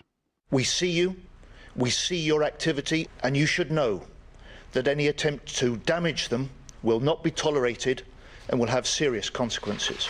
Healey says the subs have now left UK waters and they were monitored constantly. He says there's no evidence infrastructure was damaged. Sudan's de facto leader is tightening his grip on the country, centralizing the army's power and sidelining potential rivals. But Sudan's army chief continues to promise a shift to civilian rule despite the ongoing civil war. Naba Moeddin reports from Port Sudan. After the ouster of longtime ruler Omar al-Bashir in 2019, Sudanese protesters filled the streets with a clear demand: civilian rule, democracy, and an end to the military having an outsized say in governance. But nearly 7 years on, that promise remains unfulfilled. This week, Sudan's army chief, Abdel Fattah al-Burhan, moved to tighten his control further, scrapping several senior military command posts while publicly reaffirming support for a future civilian transition. Political analyst Abdel Munim Abu Idris says the move highlights a familiar contradiction. Attempts to restore civilian rule have repeatedly collapsed amid political rivalry and armed conflict. Since 2023, war between al-Burhan's military and the rapid support forces have killed tens of thousands of people, displaced 14 million, and created what the UN calls the world's worst humanitarian crisis. Residents like Ahmed Ali say they are paying the price for the unending conflict. We were promised a civilian state, but nothing has changed. The war only made it worse. For many Sudanese, the question is whether reform is still a genuine, achievable goal or just a political slogan repeated on loop. Naba Muhiddin for CBC News, Port Sudan. As memories of the Canadian winter start to thaw, wildfire season is again becoming a top concern in some parts of the country. After a brutal fire season last year, Saskatchewan's Public Safety Agency says it is better prepared to tackle the flames. But the CBC's Helena Mahalik spoke to some residents who want to know what the government is doing about fire prevention. There's a lot of debris on the forest floor now. Our risk of wildfire, it hasn't gone away. Carrie Lentowich says she's still anxious. Last year, her home in Denair Beach was lost to the flames of an unprecedented wildfire season. Lentowich wants to see better fire prevention strategies from the provincial government before she rebuilds. What are they doing this year to make sure that other communities like ours don't go through what we went through in the north? The Saskatchewan Public Safety Agency says this year will be better. They hired and trained staff earlier, and new aircraft will be in service. But 2 out of 6 water bombers are in maintenance repairs until July. Steve Roberts, the agency's vice president, says there's a focus on prevention. Reducing fuel in the province forest near high-risk communities through forest thinning, fire guard construction, and vegetation maintenance. The agency received an extra $20 million in this year's provincial budget for a new plane and water bomber. But experts say more funds should be allocated for emergencies that may call for extra firefighters or community evacuations. Simon Enoch with the Canadian Centre for Policy Alternatives says the government should plan for those fire measures now. We're sort of crossing our fingers and hoping for the best and underfunding, wildland firefighters and all the sort of preventative measures that we really need. The safety agency predicts based on a late spring, July will be when we see the biggest risk of wildfires, depending on heat, wind, and lightning. Halida Mahalik, CBC News, Saskatoon. And finally, federal Liberals begin gathering in Montreal today for their party convention. The governing party is, for the moment, on a high, leading in the polls and benefiting from a string of floor crossings. Tom Perry reports. If you're going into a convention in which you're riding high in the polls, I suspect the mood's going to be pretty good. To pollster David Coletto from Abacus Data, federal Liberals are in an enviable position as they gather in Montreal.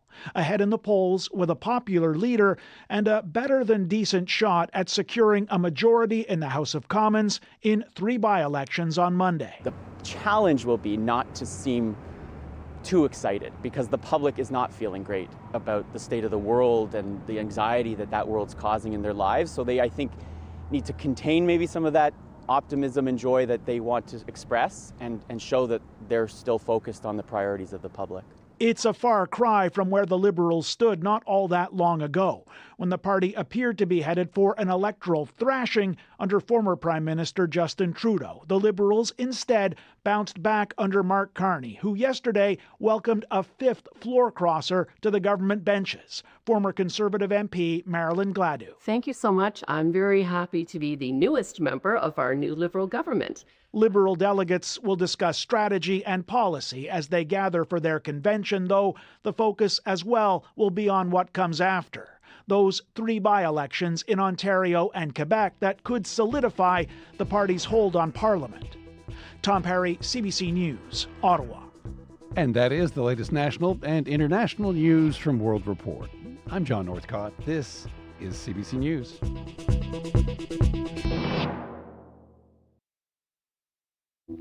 Good morning, everyone. I'm Marcy Marcusa. This is Information Radio. We're live in downtown Winnipeg on 89.3 FM, 990 AM on that app and YouTube. We are waiting for a day that's going to be a lot less snowy than yesterday. Just some sun and cloud, a high of 3 degrees, although a lot of the snow melted. We're going to talk to a climatologist who's going to talk about what our snowy spring weather has been like the last couple of days, how it compares to past months of April in Manitoba, so stay tuned for that as well, and where we're headed from here. In addition, in this hour of the program, you might pass by the Pantages Playhouse Theatre and wonder what's going on with its renovation. Well, it's going to be the new home of the Winnipeg Symphony Orchestra. We're going to talk to CEO Angela Birdsell about that. Her reappointment has just come as the organization moves forward with this plan to switch their home base. And then coming up at 10 to 8 this morning, would you buy your groceries from the government? Publicly owned grocery stores are being proposed as a solution to high food prices in places like New York City and Toronto. In Toronto, they're starting a pilot project for 4 publicly owned stores. We're going to hear from an expert about whether that model could work here, or if it could work here, how it would work here. And then we'll ask the Premier about that and more when he joins us after 8. So lots coming up on the show today. Let's go to Heather Wells. She's in with other stories and headlines. Good morning. Well, the Manitoba government says it is ready to support a northern community grappling with a suicide crisis. Nisitchewayasik Cree Nation declared a state of emergency after 4 people died in the past month. The chief there blames an increase in drug use since that community was evacuated by wildfires last summer. First Nations leaders say the death of Leah Keeper is being felt widely. This week, her family was told her partial remains were found in Winnipeg's North End and have been confirmed as hers. The 32-year-old mother of 2 has been missing since 2023. Police are investigating the case as a suspicious death. We're going to hear more coming up in our next local news at 7:30. Thanks, Heather. Thank you. How's the weather today, Abby? Well, Marcy, we're looking at a mix of sun and clouds. No weather warning. The south is going to be hovering between -3 and -10. Winnipeg, cloudy conditions at this time. This is going to clear up. We're going to see a mix of sun and clouds, some breezy conditions. Currently -3 at the Forks, -4 at the airport. That's -10, -4 at the airport. Morning temperature is going to be near -7 before we warm up to that high of 3 degrees. Still close to the seasonal. This time of the year, Marcy, we're tracking +7, +8s, +9s. But today we only get to +3 for the city. Well, up north, we're still seeing those frigid conditions with wind chills close to -30 as you travel towards Churchill. And sunny and 12 still for Saturday now. They popped us back up for Winnipeg, so we'll see if that happens. There's a little hope in the horizon. Before we go to traffic, because there's lots developing, I do want to mention school closures. So because of the aftermath of yesterday's snow in the rural areas, Evergreen School Division is still closed today. And then in Swan Valley, no buses are running, but school is on. And in Mountain View School Division also, we have city buses running, but rural buses are not. However, school is on around Dauphin this morning. So, Corey, in the city, we've had a lot of things happening. Yeah, the one of the major issues you'll find southbound Main Street. There's a fire just south of Logan, and the crews have blocked off the 2 far right lanes on Main Street southbound, but you can go around on the left side. Last I've heard, of course, things always change with fires, but just that's I heard last time. I'd love to get some updates on that in terms of even how backed that up that is there. As well, Broadway and Smith, lights completely out. The traffic signal was knocked down, and it's actually blocking eastbound Broadway in the curb lane. So keep left to get around that. But you want to treat that as a 4-way stop. Might catch you off guard because those lights are completely out. There is a crew on scene working on that, last I heard as well. If you see anything else going on, you can give me a call on the CBC commuter line. That number 204-788-3093.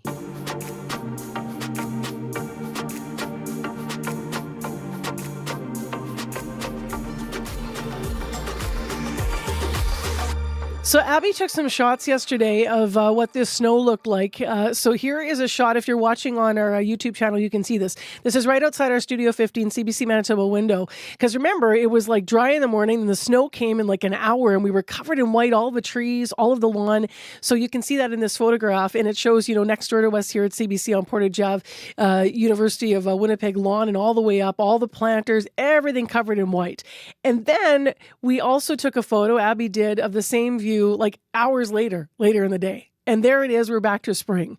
So that's what yesterday was like in Winnipeg. It was like all snow covered, and then sort of felt depressing in the morning. By the end of the day, by the evening, a lot of that snow in Winnipeg is melted. It's just incredible what spring is like and how much that sun can melt things. So that's the hope on the horizon, especially for those of you in Manitoba who are in places who have much more snow than we ever got this spring in Winnipeg. However, that Alberta clipper sweeping through central and southern areas, especially the province late Tuesday into Wednesday, did, as you know, shut down highways and some schools. I just mentioned Division still affected today. It is not unusual to see snow in the month of April, as we know in Manitoba, but it sure is unwelcome. So Alex Crawford's with us to talk about it, a climatologist and assistant professor at the Department of Environment and Geography at the University of Manitoba. Good morning. Good morning. So we always have these conversations, I feel like, in this province when something like this comes our way in April. What do the stats tell us? How common is it for an Alberta clipper to hit Manitoba in the month of April? Yeah, absolutely. So there's kind of 2 questions here. One is, how common is the Alberta clipper? And then second, how common is it that it produces snow for us? So Alberta clippers are really the most common type of large storm that Winnipeg gets. If you define it as just storms that come from Alberta, which isn't the only definition, but if you call it that way, then about 40% of our storms come from these Alberta clippers. And that's more than any other type. So they're fairly common throughout all the year, a little bit more common in winter, but they happen in spring plenty often. And then the second part of that, how likely is it that we're going to get snow in April? If you use the weather station down at the Forks, which is my favorite right now for looking at precipitation, roughly a quarter of our precipitation in April comes as snow, and that goes back to the 1990s. So is it right that we've been averaging about 7 Alberta clippers a year lately? Yeah, roughly. Again, if you just use that really simple definition of storms that are forming in Alberta and then coming across to southern Manitoba, it's roughly 7 a year. You can be up to 10 if you start widening that and say, well, if it's right in Montana or Saskatchewan, we'll call it that too. Got it. So we also get the Colorado lows at this time of year that we talk about. So that would be outside other storms that come this way. Yeah, when I said there's other types of storms, the Colorado lows, they're often our most intense, most damaging storms in spring. If you remember back in April of 2022, we had a series of 6 of those hit us back to back to back to back and caused a lot of flooding. In terms of, you're talking about what an Alberta clipper actually is. What is it beyond just a storm that comes from Alberta? So there's a few different types of storms that we see here in Manitoba, and I think the biggest distinction we want to make is something like an Alberta clipper, which is a fairly large storm that is forming in relationship with the polar jet stream, if you've heard of that. It forms where you have these big contrasts in temperature, so warmer to the south, colder to the north. And the other type of storm that we get more and more as summer comes along are just these pop-up thunderstorms that tend to exist often in the afternoon. That's just because it's getting really hot near the surface. And those can be much smaller, shorter lived, and they don't travel as far as, say, these Alberta clippers or the Colorado lows.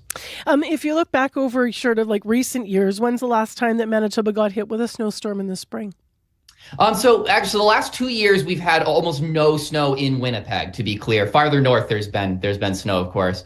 So you have to go back 3 years ago for the last time that we had a decent snowfall in April. So I think that might be making people in Winnipeg yesterday and today feeling like this was a little unfair. I think, yeah. Everyone's sort of just a bit gloomy, like close the blinds and wait for it to go away, right? It's always because we have these swings as well. So Saturday, we're still now, they've popped the temperature, it keeps moving. But this morning, I'm seeing they're saying sunny and 12 for Winnipeg for Saturday. Mm-hmm. What causes the weather to fluctuate so rapidly? I mean, the short and fairly glib answer is that, well, this is what spring is. We're in a situation where we've starting to get a lot more daylight, so we're getting more radiation from the sun to help heat things up, but there's still plenty of cold locked up in, say, Yukon, Northwest Territories, even northern Manitoba. And as the wind direction changes, as that polar jet stream oscillates, we are sometimes on just one side of 0 degrees Celsius, sometimes on the other. And so that means that you can get these situations where you get snow falling and then the temperature changes just a little bit and it's just enough to melt most of it. And that's why it's thick and gloppy and wet, right? It's snowball That is snow. also why it's thick and gloppy and wet. So there's 2 fun things here. Actually, the warmer you make the atmosphere, the more moisture it can hold. So you actually can get heavier snowfall if you're at like -1 degrees than if you're at -10 or -15, even if you don't have like a really strong storm. And then the other thing is, well, when you're right around that melting point, the snow can actually fall through layers of the atmosphere that are just a little bit warmer than right at the surface. They actually can start to melt a little bit on the way down, and then they might refreeze again. And this is what leads to things like sleet getting mixed in with the snow when you're right on the boundary here. As a climatologist, does this tell you, what does this tell you in regards to overall trends in terms of climate change impacting Manitoba? Because a lot of what you said seems to put us right in the norm of what we get in April. Yeah, so right now, this is looking like a normal year for the past like 30, 40 years. But there are weather records in Winnipeg that go back farther. Sometimes defining whether it's snowfall or rain is a little bit tricky. But if you do that work, then it looks as though we've gone down a little bit in how much of our April precipitation falls as snow. Before about 1990, it was closer to a third, and now we're at more like a quarter. And so that's the climate change signal there. We still get snow in April, but it's not quite as much as we used to. All right, Alex. Well, thank you very much. We'll look forward to the melt and the actual start of spring, even though the calendar says we're there already. Take care. Thank you. That is Alex Crawford, climatologist and assistant professor at the Department of Environment and Geography at the University of Manitoba. CBC Music, live at Massey Hall. the most iconic music venue in Canada, an absolute milestone in the careers of musicians who stand on the historic stage. And you have a front row seat. All right. A new season of episodes now available. Bahamas, The Glorious Sons, The Sadies, Field Guide, Serena Ryder, O.C. Elliott, and Chantal Kreviazek. CBC Music, live at Massey Hall. Watch free on CBC Gem. Well, fire crews have blocked a portion of southbound Main just past Logan. 2 far right lanes are blocked. We have a crew on the way to see what that looks like. You can get around far left. Also, lights completely out Broadway and Smith. Treat that as a 4-way stop. There's a down light standard that's blocking the curb lane eastbound on Broadway. Well, before we get to morning sports, let's get a bit of music on this morning. We have music from Canadian band The Arkells. They were one of several top-notch performers if you watched the Juno Awards this year in Hamilton, with a song from their new album. What's coming out later this month, that album? Here are The Arkells. Ride.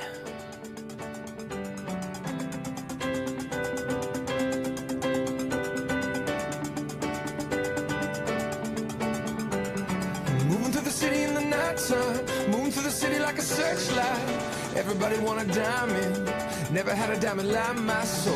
I said it like a 3-speed, said we could take the back streets. Sub out heading down here, feeling gone and it got me in a mood. You're making money every night when you're sleeping. They stole your car, they took it right from your street. And it was a shock and now you stare at the ceiling. It's Mother Nature and she's healing. I just wanna ride. I just wanna ride. You see me spinning like God is my witness. Be there in a minute. Wait, let me finish. I'll take the meeting. I'll say nice to meet you. Now once more with feeling. What's living? I just wanna ride. Ride fast, ride strong, ride free. Ride fast, ride strong, ride free. These lessons in culture that might lead you blind.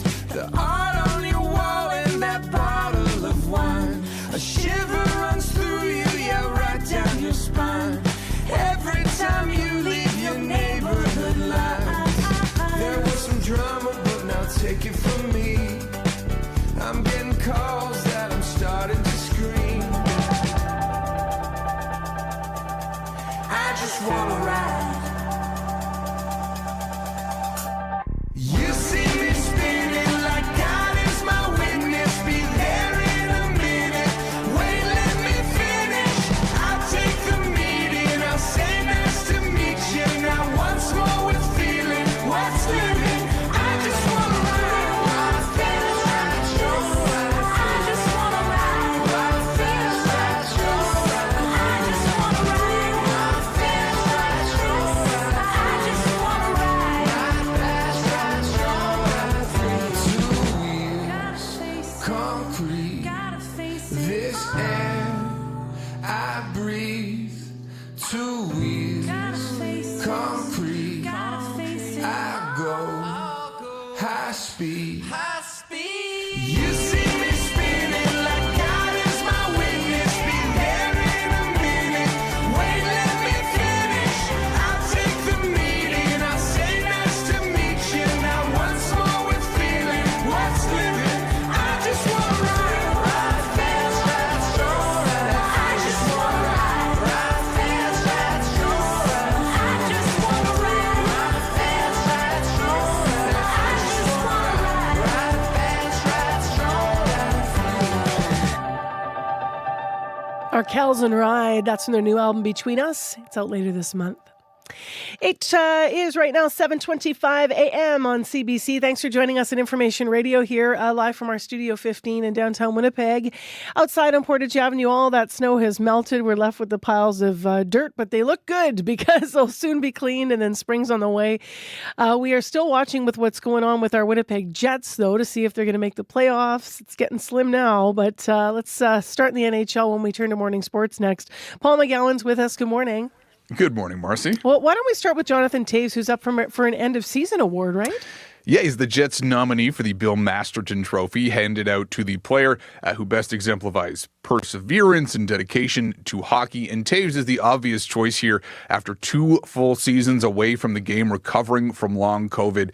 And he's the first to acknowledge that this first season back hasn't been perfect. He spoke in the Winnipeg Free Press about it still being a struggle some days to find the energy, and talked about not being able to do what he knows that he's capable of. But even with those physical constraints, 27 points on the year, and Scott Arniel says that Taves is more than deserving of the nomination. There's a lot of players that have been nominated that have gone through a lot mentally, some tough situations for people, and for some it might be that previous season. And, with Jonathan, it's been 3 years. For them to get themselves back into a situation playing a game that they love to play, I think is the biggest thing that they're proud of, and everybody is proud of it for them.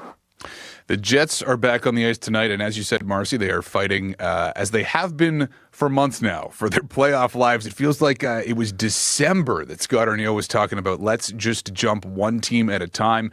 They continue to try to do that. They're 4 points back to start the night, and they're in St. Louis to play the Blues. Let's go to baseball. The Blue Jays turned things around against the Dodgers. Well, the first 2 games of this series were not pretty. Yesterday was also not pretty. The result, though, was better. 4-3 for the Blue Jays. To give you an idea of what kind of a game it was, Davis Schneider was named the player of the game by MLB.com.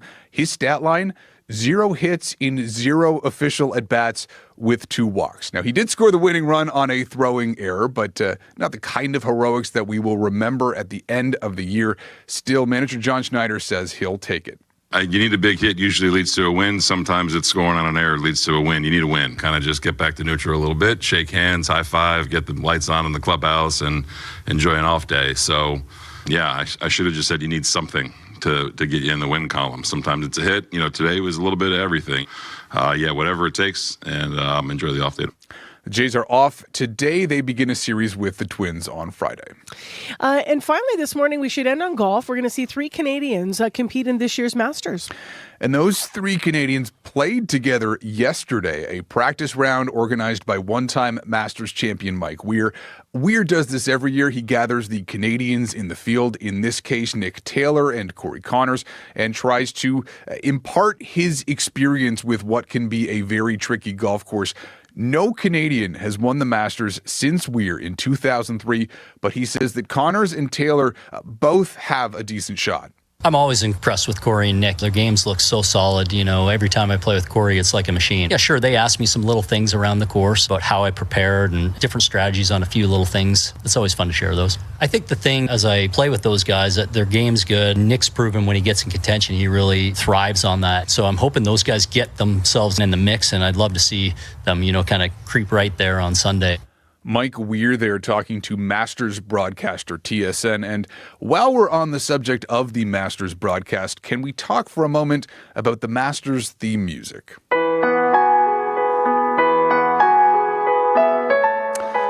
I don't know what we're doing here. It sounds like that part in a movie where they want me to feel things, but I want to watch golf, not think deeply about whether I tell the people close to me that I love them enough. Anyway, the Masters starts today. Wistful music and all. Nick Taylor, the first Canadian to get going. He'll tee off about an hour from now. You got to play the Masters music. It's actually a tradition. Scott plays it every year, and we always say the same thing. It's really, I know. But that's, I think, why Liv actually took off with the second league, because it was more like, okay, let's watch sports. Let's analyze some stuff. But the PGA's got the vibe that they like, and the Masters that's their brand. It is a very specific brand, yes. Take care. Thanks, Marcy. Let's mention a couple things coming up here, because in the next half hour of the show, we're going to learn more about the Pantages Playhouse Theatre, which you might pass on your way to or from work, or maybe if you live in that neighborhood downtown here. It's been shuttered since 2018, but the WSO is about to make it its new home. So we're going to find out more about that right after your news from Manitoba. This is CBC News. Good morning. I'm Heather Wells in Winnipeg. At 7:30, it is -3. We're headed to 3 degrees today, partly sunny, and that wind becoming light. The Manitoba government says it is ready to support a northern community grappling with a suicide crisis. Nisitjuwasik Cree Nation declared a state of emergency after 4 people died in the past month. Chief Angela Levasseur blames an increase in drug use since the community was evacuated by wildfires last summer. Addictions Minister Bernadette Smith says Manitoba must help put people on the path to recovery. We need to ensure that folks are getting the supports that they need to deal with the trauma and why they're doing the actual drugs, but also those that are dealing those drugs are being enforced to the full extent. Smith plans to speak with Levasseur and the federal government to see how the province can help. She says Manitoba is also establishing a hub offering supports for youth in the north. The search for Leah Keeper has ended almost 3 years after she went missing in Winnipeg's North End. The 32-year-old was last seen in 2023. This week, police told Keeper's family partial remains found on Selkirk Avenue in November matched her DNA. Keeper was raised in Saging First Nation. Saging's chief, E.J. Fontaine, says the pain of her loss is being felt in the community. We've been going on with this for too long now in Saging. Too many women going missing, being dead, found dead. And this one is another example of how we need to be better supported. Keeper's family says she was a friendly, bubbly person who loved her 2 daughters. They say she struggled with addictions later in life. The family hopes to take her remains home to Saging. A vigil is being planned in Winnipeg this weekend.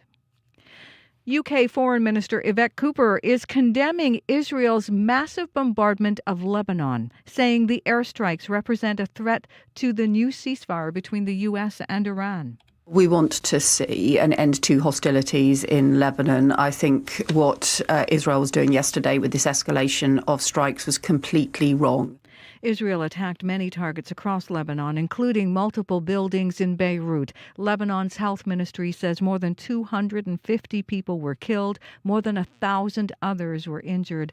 It now appears those strikes could undermine the ceasefire agreement. You can hear the latest on this story and other national and international news coming up on World Report at 8.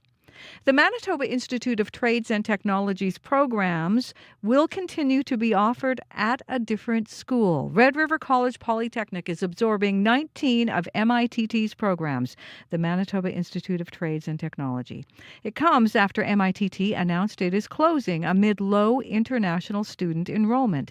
Red River Academic Vice President Christine Watson believes the courses being transferred are sustainable. A number of the programs that were specifically devoted to international students have already been ceased at MITT. We believe that there's both an international and domestic market to be able to support all of those seats. RRC takes over the intakes in the fall. Manitoba Health Minister Uzoma Asseguera says Health Canada needs to make sure paid plasma centres are operating safely. This after the federal regulator's review found 2 donor deaths were not related to the plasma donation process. The deaths occurred following donations at 2 different Grifols locations in Winnipeg.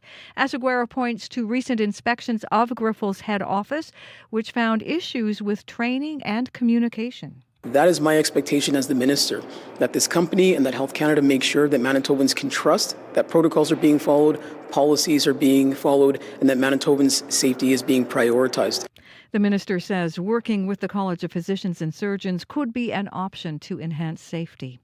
Some people in Steinbach oppose a move to bulldoze homes and replace them with apartment buildings. Steinbach City Council unanimously approved the rezoning plan this week. Dozens against the project packed City Hall, including Harold Kinn. He says council rejected a smaller 10-unit apartment in the neighborhood 18 years ago. Kinn wants to know why council and developer Randy Reimer, who also opposed the previous plan, have all changed their minds. 10 units, and he was so against it, he didn't want it next door. Not in my backyard is the answer to that. And now, all of a sudden, it's fine. What drives it? The love of money. Reimer also owns one of the homes set to be torn down. Steinbach's mayor and councillors say Steinbach needs more housing because it has a fast-growing population. A 92-year-old Manitoba woman is gaining international attention. You can have a life with joy and hope and love, but it's not always easy. Agatha Bach stars in an award-winning documentary about her life living alone and off the grid at a southern farmstead.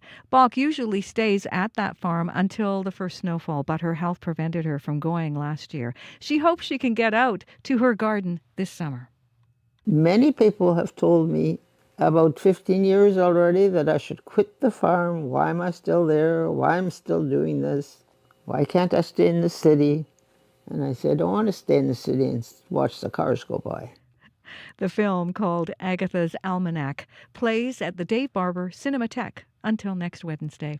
You can find the latest news updated throughout the day. All you have to do is head to cbc.ca/Manitoba. Thanks, Heather. Thank you. And good morning to Jonathan Fleury, who's watching on YouTube and sent us a nice comment, really just saying good morning to the crew. So hi, Marcy, Abby, Corey, everyone else. So back at ya.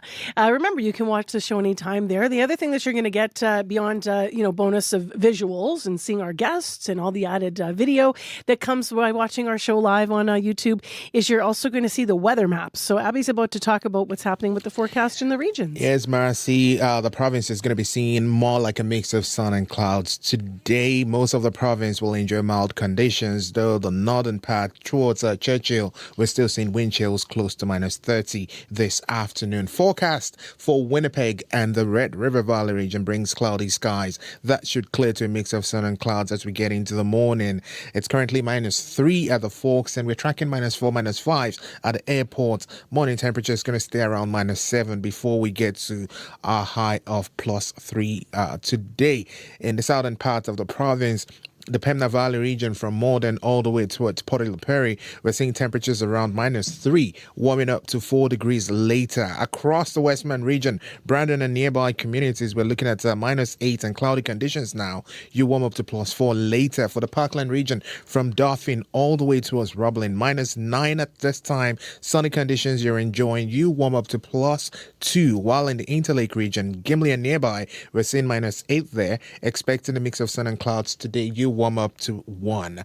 For the northern part of the province, tracking it from the powerful influence surrounding communities, we're seeing temperatures between -5 and -11 at this time. Mostly cloudy skies. Highs would be around 3 degrees. There's a slim chance of flurries in that part of the province. While around Thompson, Lynn Lake, Gillam, we're seeing 12 degrees, and then towards Lynn Lake, we're seeing about -5 in that part of the province. We're looking at -12 for Thompson and Gillam at this time. While Tudula Lake is around -13, falling to -15 later in the afternoon. And around Churchill, light snow falling at this time, -12, temperature falls to -17 later, bringing -30 wind chill and a risk of frostbite later. So the province still seeing cooler spring day in the northern part of the province, and a mix of sun and clouds as you come towards the southern part of the province. Most regions down south warms close to +5 today. Right now in Winnipeg, we are around -3. We get to about +3 later. All right. Thanks, Abby. Thank you. Corey Funk, what's happening in traffic? There's a whole bunch of different things. Yeah, one issue, the biggest one on southbound Main Street right now. There's a fire just south of Logan right now. Crews have blocked off the 2 far right lanes. You can get around on the left. Not sure how backed up it is. We're just looking for some updates on that shortly here. As well, Broadway and Smith, all morning the lights have been out completely. There's a light standard that got knocked down, blocking eastbound Broadway in the curb lane. Keep left to get around that. Treat that intersection as a 4-way stop. If you see anything else going on out there, you can give me a call on the CBC commuter line. I'll let folks know what you're seeing out there. That number, 204-788-3093. And we have a couple of issues as well. Evergreen School Division remains closed today. That's because of the weather yesterday. There is no school buses running. There are no school buses running, rather, in Swan Valley Division. Though school is on. And in the Mountain View School Division, city buses will run in Dauphin, but rural buses will not. And this is, of course, because things look very different in those rural areas. They got a lot more snow than we did here in Winnipeg.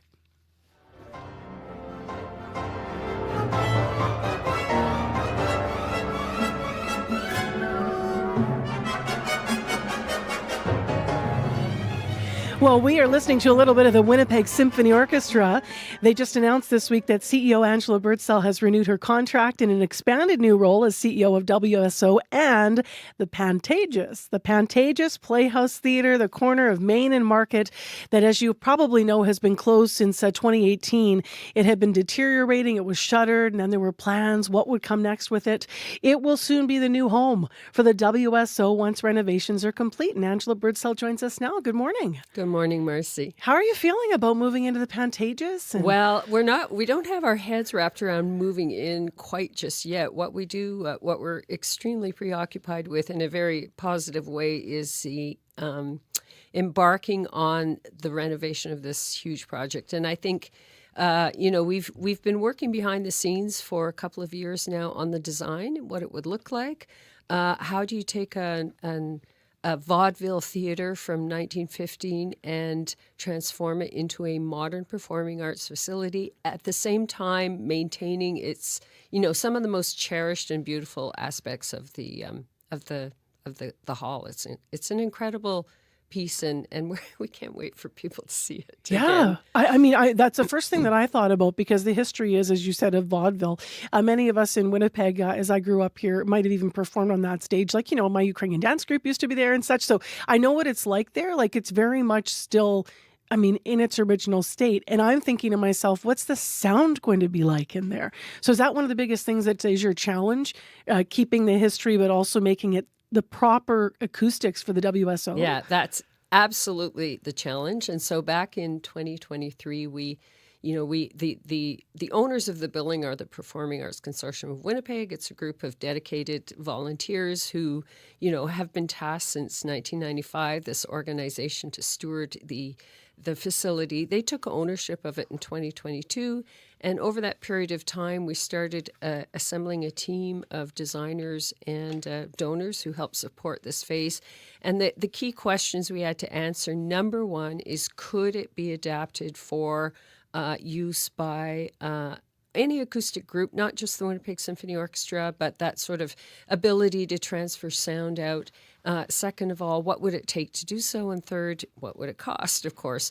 So we assembled an amazing team. Number 10 Architects are the lead on this, but we had to bring in experts in transforming those old halls into acoustic halls or into modern halls. And so the team assembled over 2023, spent about 6 months on the design. We did a lot of design consultation, and they came back toward the end of the year and said, this is a beautiful hall. It's been done before. We can do it here. There are acoustic treatments. There are treatments to the stage, widening it, pushing it out. And so they're pretty substantial. This is not a lick of paint and new curtains by any stretch of the imagination. The other piece they dealt with, of course, were the sight lines and the seating, and how would that be adapted for today's audiences: bigger, wider seats, more space, and also the sight lines, making sure that the rake, which is the angle of the floor, works for the sight lines both, and the acoustics. So it's a profound transformation. Is all the money raised to get it done? And do you have a timeline yet, or how far along are you on those? Not those quite points? yet, Mm-hmm. but we have had a small group of donors who have helped us through this process. They're ready and waiting to contribute in a very big way. We're now looking for the public component, the government pieces. I have no concrete news to share yet, but we're extremely optimistic that we're going to be able to pull this project off. We're starting on the next phase this spring. In fact, as we speak, we're moving into the selective demolition, environmental remediation, the construction drawings, etc. So now we're digging in, we're getting into more detail, and it's a shovel-ready project. It's very exciting. In terms of why it's important to keep some of the history of the Playhouse, how do you articulate that when you think about what the history is? A lot of people might not know. No, well, it's probably the 40-year-old and up who all have a memory of some either experiencing something in the hall, or myself. I sang on the stage in music festivals. My grandmother performed on those stages in drama festivals. So there's the history of the building in terms of The fact that it was the first Pantages Hall of in which artists like Charlie Chaplin and Buster Keaton, they honed their act there, and then they took it across North America. So there's that kind of history, but there's also the history of Winnipeggers and Manitobans who either experienced something there or performed. We're going to be gathering those stories. It's ours, right? It's ours. We're going to be gathering those stories. In what way? Well, once we get moving toward the campaign, we expect the public capital campaign to launch in early 27. We're going to have a dedicated web page. We're going to have collect stories. We're planning to produce a book on the venue in terms of both the historical architectural aspects, but also the stories that have taken place there. Let's talk a bit about the WSO here. You had quite a span of 4 days in February. You had 4 sold out shows, right? Pardon me, 3 different sellout shows in the span of 4 days. This is in February. Tell us a little bit about that success and what that was like. Yeah, and it was coming right off the New Music Festival where we did 7 concerts in 9 days. It was crazy. So the thing about that's so interesting is they were very, very different shows. So we had our famous first ever wrestling match with orchestra, I think possibly the world's first. Yeah. Brawl at the Hall Wednesday, Joe Barber Friday, Murdoch Mystery Saturday. And what's so unique is they're all so different one from another. And 55% of the folks that came to those shows had never been to the WSO before. And that tells us that people will come downtown for an amazing performing arts experience and to come together and to be together, just experiencing joy and getting off their screens. So we've never done something like that before, and it was a huge undertaking, but we're very, very proud of, what it has showed us about, the love of the performing arts. That's so fantastic. I love that stat. Yeah. Thank you for coming in and good luck with the next phase. And we'll be watching also what happens with the Pantages as well. Thank you so much, Marcy. That is Angela Birdsell, the CEO of the Winnipeg Symphony Orchestra and Pantages. In this corner, the WWE. Oh, yeah. In the far corner, UFC. Could he finish him here? And standing in the middle, a man named Tex Rickard, who wrote the playbook on fight promotion back in the 1920s. Selling violence, marketing combat sports on Under the Influence with Terry O'Reilly. Thursday morning at 11:30, 3:30 p.m. in Newfoundland. And on demand on CBC Listen. Well, coming up after 8 o'clock here on CBC's Information Radio, Premier Wab Kinew is going to be here for his monthly interview. So this year's wildfire season, we got a forecast out yesterday nationally. Also issues with decorum at the ledge. We heard yesterday there's a lot of challenges with that. The Speaker of the House talking about some recent events and looking for better behavior. And also affordability measures for your pocketbook. All of those topics are on the table. The Premier's hinted at another gas tax holiday in the province. We'll try to find out more if that's just a hint or if something's really coming. And we're going to talk also more about, how prepared we are, as I mentioned, for wildfire season. Last year was the worst in 3 decades in this province. So Premier Wab Kinew here live after 8. It is now 11 minutes to 8 o'clock on 89.3 FM, 990 AM on that app and on YouTube. It's partly cloudy, -3 in the city of Winnipeg, and we're going to a high of 3 degrees above with probably some cloud cover for most of the day, though downtown looks pretty clear right now.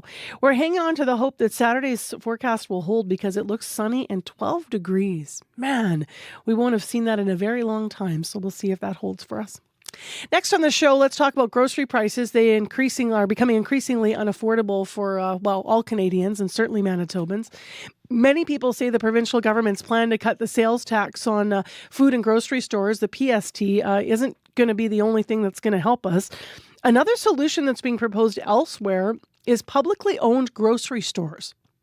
So this was a central part of New York City Mayor Zohran Mamdani's election campaign. And newly elected federal Liberal leader, NDP leader, Avi Lewis, also has pushed the idea of establishing public grocery stores all across Canada. Last month in Toronto, the city council there passed a resolution to open 4 publicly funded grocery stores. This is a pilot project for them to see how they'll work. So what are they? Could they work in Manitoba? Sylvain Charlebois is here to talk us through it. He's director of Dalhousie University's Agri-Food Analytics Lab. Good morning. Good morning. What's a public grocery store? How does it work? Well, there are different models. I mean, it depends. If we're talking about socializing food distribution, you can go from establishing co-ops to basically have the government own and operate the whole thing like a crown corporation, basically. And so it really depends what model we're talking about.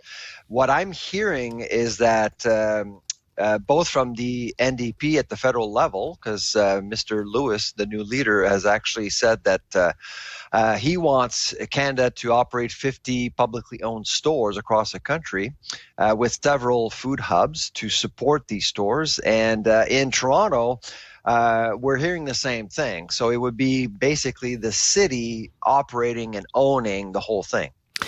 So people might hear what you've just said and think, is the co-op model that we currently already have, that's a form of a public grocery store. But we're talking about something much more, correct? Absolutely. I think the commitment seems to be much more substantial. Now, I've seen many analysts dismissing the idea or the concept, and honestly, I'm not sure it's possible to have governments operate any stores without some public financial support. It's just, in the United States where I am right now, there are some stores that are government owned. None of them make money. They have to be supported by subsidies. There are some in Minnesota. The most known ones are the ones on military bases. Those are government run, and they're very they're sustainable. The problem is that it's for the military. That's it. And so it's the purpose is very different. What I would argue is that government operated and owned stores could work, but you have to establish them for the right reasons. What I'm hearing from Mr. Lewis and from the City of Toronto is that we're trying to replace the private sector, or we're trying to undermine the private sector. I don't think that's the right reason. I think there are two good reasons to look into this. One, food deserts. And I know you're in Winnipeg, and I know I've been in Winnipeg a few months ago, and I know that there are some empty stores, empty spaces downtown Winnipeg that could actually be occupied by a government-run grocery store to eliminate some urban food deserts. And the other issue, again, relevant to Manitoba, where you are, is the North. The North, we all know that prices are extremely high. Why not think about a national or a publicly run network up north to make sure that people have access to affordable foods? So you're suggesting that some model of a public grocery store could work to fill in the gaps, food deserts, or maybe in some northern places, in the north where it's more remote and they could use that. But you're saying that exactly. But you don't buy into the or think that the answer is as proposed by and you were mentioning Avi Lewis from the NDP, to replace grocery stores. Why not? And I'm going to push here just with a provocative question, only because a lot of people might think, well, if the idea of this is to bring the cost down for us, and private businesses aren't seeming to manage to keep up and do that, why wouldn't we explore a more publicly funded system that is more fair on price for everyone? What's the issue with that? No, it's a fair question. I would say that often we tend to underestimate the complexities of food distribution. A lot of people will be quick to blame grocers for high prices. Look at what's going on in Iran. Look at what happened 4 years ago with Ukraine. None of these things were controlled by grocers. If you look at gross margins, they've remained basically the same, which would be, if gross margins would have gone up in the last few years, yes, I would agree with you. There's probably some abuse there, but there's none. There's just no evidence other than intuition and people thinking that, well, if prices are going up, it's because of grocers. That's not the case. I would say that the government going against grocers would be a mistake. It's hard to compete against Metro, Sobeys, or Loblaws. Those companies are well run, but margins are extremely thin. And you need to make sure you manage expectations properly. To suggest that people can save up to 45% is impossible. It's unrealistic, since the cost of goods, when you go into a grocery store, when you buy a banana or a piece of steak, whatever, the cost to actually make that product is at least 70 to 75%. So unless the government gets given that food, it's impossible to guarantee a 45% discount. Yeah. What policies or solutions then could be more effective in giving consumers more affordable food options? I'm wondering what you think of the, here obviously we have the PST coming off certain foods, prepackaged foods, for example. Are those policies that you think have a place in the system and in this conversation?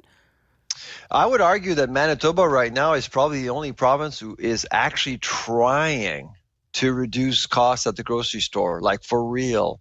And I applaud Mr. Canoe and the government in Manitoba for trying to do something. Actually, eliminating the PST on groceries is a gutsy move. It's a gutsy move. People think that, well, you're removing PST on bad food. Not necessarily. I think Mr. Canoe understands that. And also, Mr. Canoe also mentioned the issue of property controls a few weeks ago. That is a very important issue, especially for small town Manitoba, where you only have one store. Honestly, lots of grocers are very protective of their territory, and that's a big problem. That needs to stop. So yes, grocers aren't to blame for higher prices, but they are to blame for being very much territorial. Thank you very much, Sylvain. Always appreciate your expertise in these conversations. Take care. Bye-bye. That's Sylvain Charlebois, the director of Dalhousie's Agri-Food Analytics Lab.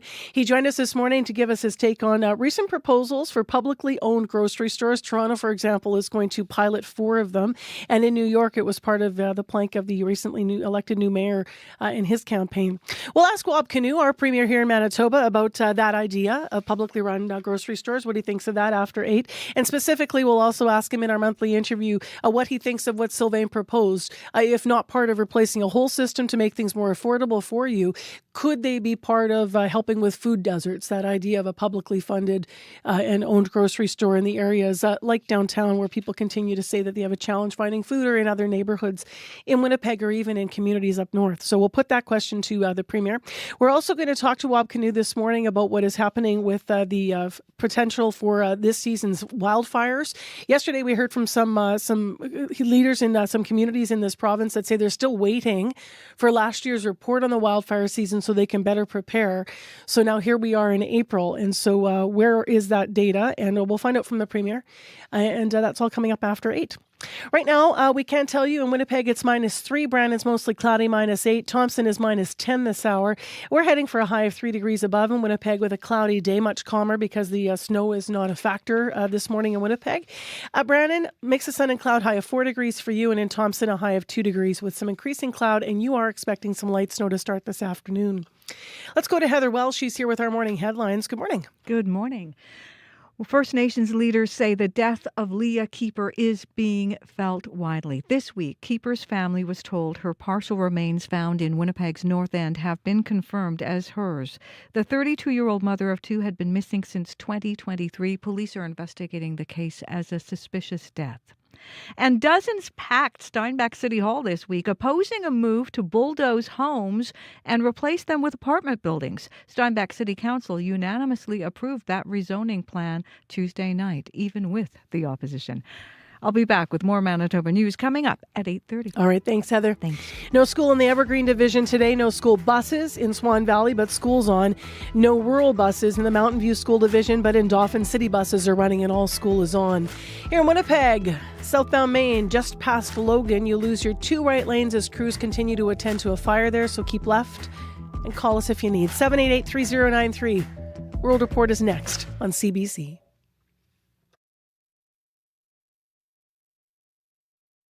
On cue. You might know Dan Levy from creating and co-starring in one of the most successful Canadian shows ever, Schitt's Creek. You fold in the cheese then. Dan will be here to talk about his new show and to remember his family friend and castmate, the late Catherine O'Hara. David, what does burning smell like? Q with Tom Power this morning at 10:30 in Newfoundland, and on CBC Listen or wherever you get your podcasts. The CBC News is next. Coming up in half an hour, it's The Current with Matt Galloway. Today, a special show from Calgary in front of a live studio audience. We'll be on stage with everyone from Olympian, now chef Mark Tewksbury, romantasy author Danielle L. Jensen, rodeo legend Marty Wildman, and more. It's The Current, live from Calgary, coming up. This is World Report. Good morning, I'm John Northcott. We begin in the Middle East, where the Iran-U.S. ceasefire deal is supposed to have prompted the reopening of the Strait of Hormuz. But the expected flood of ships moving through it is in reality barely a trickle. Confusion is growing over what exactly is in the ceasefire deal between Tehran and Washington, and both sides are warning it could collapse. Megan Williams has more from Dubai. The diplomacy seems to be weakening and the confusion growing. Iran's ambassador to Pakistan said an Iranian delegation would arrive in Islamabad Thursday night for Pakistan-led talks with U.S. negotiators. But that same announcement later appeared to be deleted from social media, raising new questions about what is actually happening behind the scenes. Donald Trump said overnight that American ships and aircraft will remain in the region, warning Washington could start, quote, shooting again if Iran does not fully comply with the deal. Meanwhile, the Strait of Hormuz, that was supposed to open for the 14-day ceasefire that began yesterday, is in the chokehold of Iran, who is making clear safe passage is far from automatic. Iran's Deputy Foreign Minister Saeed Khatibzadeh told BBC Radio 4 the waterway will remain under Iranian and Omani control. And this body of water is Iran's territorial water. You know that this Strait of Hormuz is purely in Iran's territorial water, Oman and Iran. It is not international water. He added full security for shipping will come only with the end of attacks on Iran. So it is not a matter of give and take. Definitely we are going to provide security for safe passage, and it is going to happen after the United States, actually withdraw this aggression. Iran has reportedly told oil tankers wanting to pass the strait they'll have to pay a levy of $1 for each barrel of oil in Bitcoin or risk being targeted. Megan Williams, CBC News, Dubai. UK Foreign Minister Yvette Cooper is condemning Israel's massive bombardment of Lebanon, saying that the airstrikes represent a threat to the new ceasefire between the U.S. and Iran. We want to see an end to hostilities in Lebanon. I think what Israel was doing yesterday with this escalation of strikes was completely wrong. Israel attacked many targets across Lebanon, including multiple buildings in Beirut. Lebanon's health ministry says more than 250 people were killed, more than 1,000 others injured. It now appears those strikes could undermine the ceasefire agreement, which Israel and the United States say does not apply to Lebanon. Iran says a peace deal must mean peace for the entire Middle East. The Committee to Protect Journalists says Israeli strikes have killed 3 reporters. It says 2 Lebanese journalists were killed yesterday as Israel intensified its attacks on Lebanon. Al Jazeera says its correspondent, Mohammed Wisha, was targeted in a drone strike in West Gaza City. On social media, the Israeli military's Arabic language spokesperson says Wisha was a member of Hamas. The Committee to Protect Journalists is calling the deaths part of a broader assault on press freedom. Despite a large drop in oil prices this week, the cost to fuel up is still much higher than it was months ago. As Anis Hadari explains, those high costs from a war in the Middle East may hit supermarkets in Canada. For product coming in the next few days, week, there's probably a 20 to 30% increase on cost of goods depending on what it is. Munther Zeed owns Food Fair in Winnipeg. He knows gasoline and diesel fuel prices have skyrocketed. That means his suppliers have to pay more. So many will charge more. I put in an order for some hams. Something that normally went for around $5 a ham now is $7. We started to receive those surcharges. Gary Sands is with the Canadian Federation of Independent Grocers. He points out his members can't eat the losses when fuel costs go up. Or increases in your products of 10, 15, 20%, you're going to have to pass those on to consumers. If you don't, you won't be an independent grocer. You'll be an out-of-business grocer. And homegrown food faces challenges too.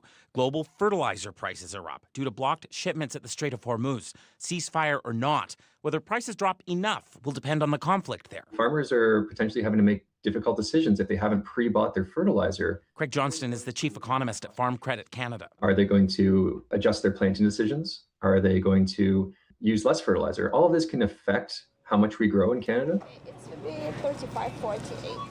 It's unclear exactly when consumers will notice, but it's a safe bet prices are likely to rise until transit through the Strait of Hormuz is also a safe bet. Anis Hadari, CBC News, Calgary. Prime Minister Mark Carney and the MPs in his party seem to be in high spirits heading into the weekend. They'll be gathering in Montreal today for the start of the Liberal Party convention. It was supposed to generate momentum for Monday's by-elections, but now that a fifth MP has crossed the floor to join the Liberals, things are even more interesting. Janice McGregor's in our Parliamentary Bureau. Janice, this is a policy convention, but how much do the policy debates really matter at this point?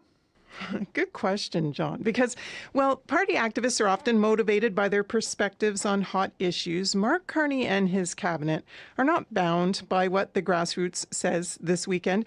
A focus on what the Liberal Party really stands for, however, is still interesting because at this moment, faced with a very scary and uncertain world, the Prime Minister's call for national solidarity has been so resounding that the Liberal tent has expanded to include personalities that honestly would never have been kindred spirits in the past.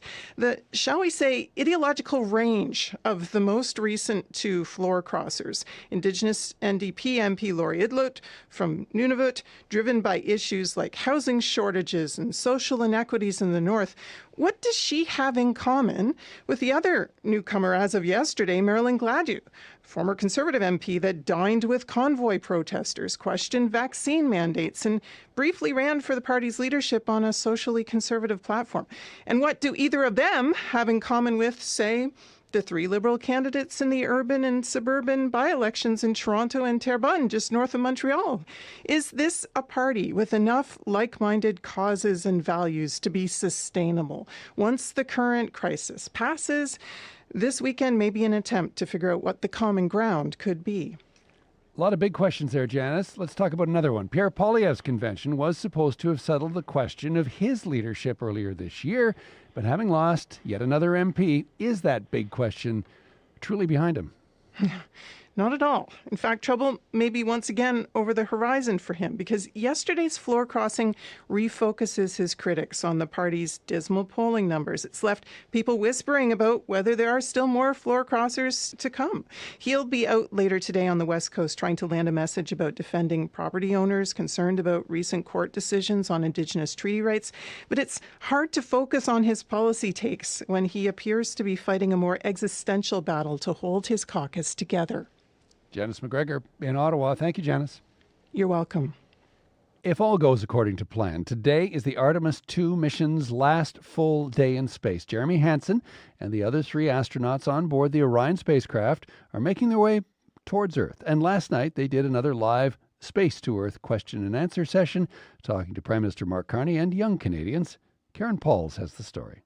Integrity, this is Houston. Are you ready for the event? Canadian Space Agency astronaut Jeremy Hansen and his three American crewmates got a video call from Canada with the Prime Minister bringing virtual greetings. I'm absolutely thrilled to be speaking with you, Jeremy, and the crew. We've all been watching and inspired. Mark Carney, a music fan, couldn't resist asking about their playlist. Your favorite wake-up songs. Hansen said his family suggested the one they heard Wednesday morning. Under Pressure. Victor Glover said he enjoyed the one his wife included. Mandisa, Good Morning. Reed Wiseman's pick. And I won't quite take responsibility for Pink Pony Club. Although it probably is my responsibility, but... And Christina Cook.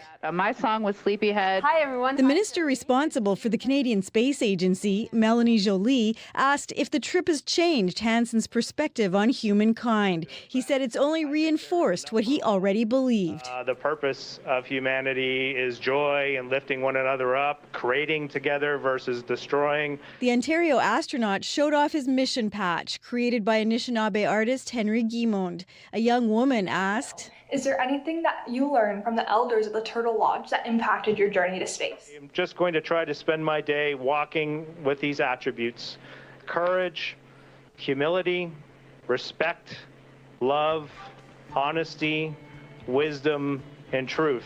As the mission winds down, for NASA the focus now is on re-entry, which should happen just after 8 p.m. Eastern on Friday. Karen Pauls, CBC News, Winnipeg.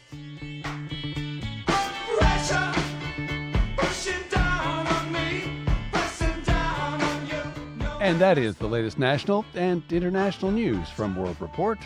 I'm John Northcott. This is CBC News.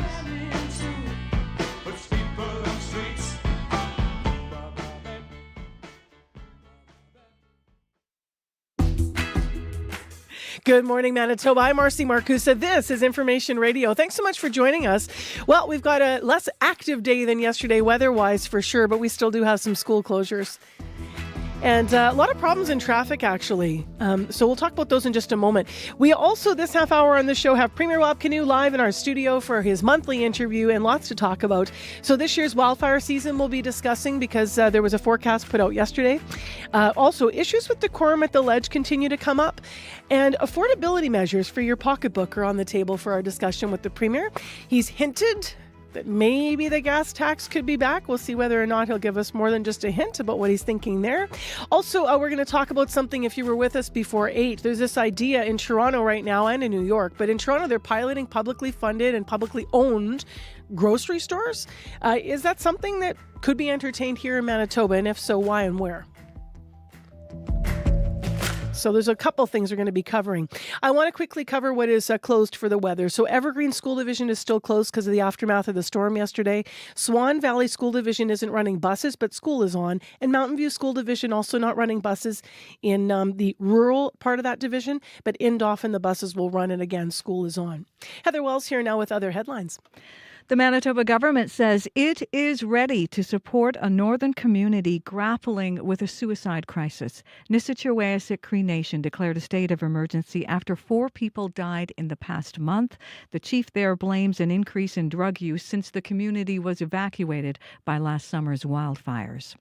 A 92-year-old Manitoba woman is the star of a documentary gaining international attention. You can have a life with joy and hope and love. Agatha's Almanac follows Agatha Bach's daily life on her family's farmstead without modern amenities like running water. The filmmaker, who happens to be her niece, hopes this documentary inspires others. You can find more news on our website as always, and I'll be back with more Manitoba news at 8:30. All right. Thank you, Heather. Thank you. Now let's go to what's happening in our traffic situation and then in weather as well. I think Abby's ready to go first. So what's up, Abby? Yeah, we're expecting plenty of sunshine across the province today. We're going to notice the warming trend as we head into the weekend. Most of the regions will start with a mix of sun and clouds. No active warnings in place. Forecast for Winnipeg and the Red River Valley region. Clear skies, a mix of sun and clouds. Windy conditions this morning. Current temperatures around -3. We hover around -7 for most of the morning before we get to expected high of 3 degrees later today, and then we dropped about -6 overnight, and some more sunshine tomorrow with temperatures getting to 5 degrees, Marcy. All right, thanks, Abby. Thank you.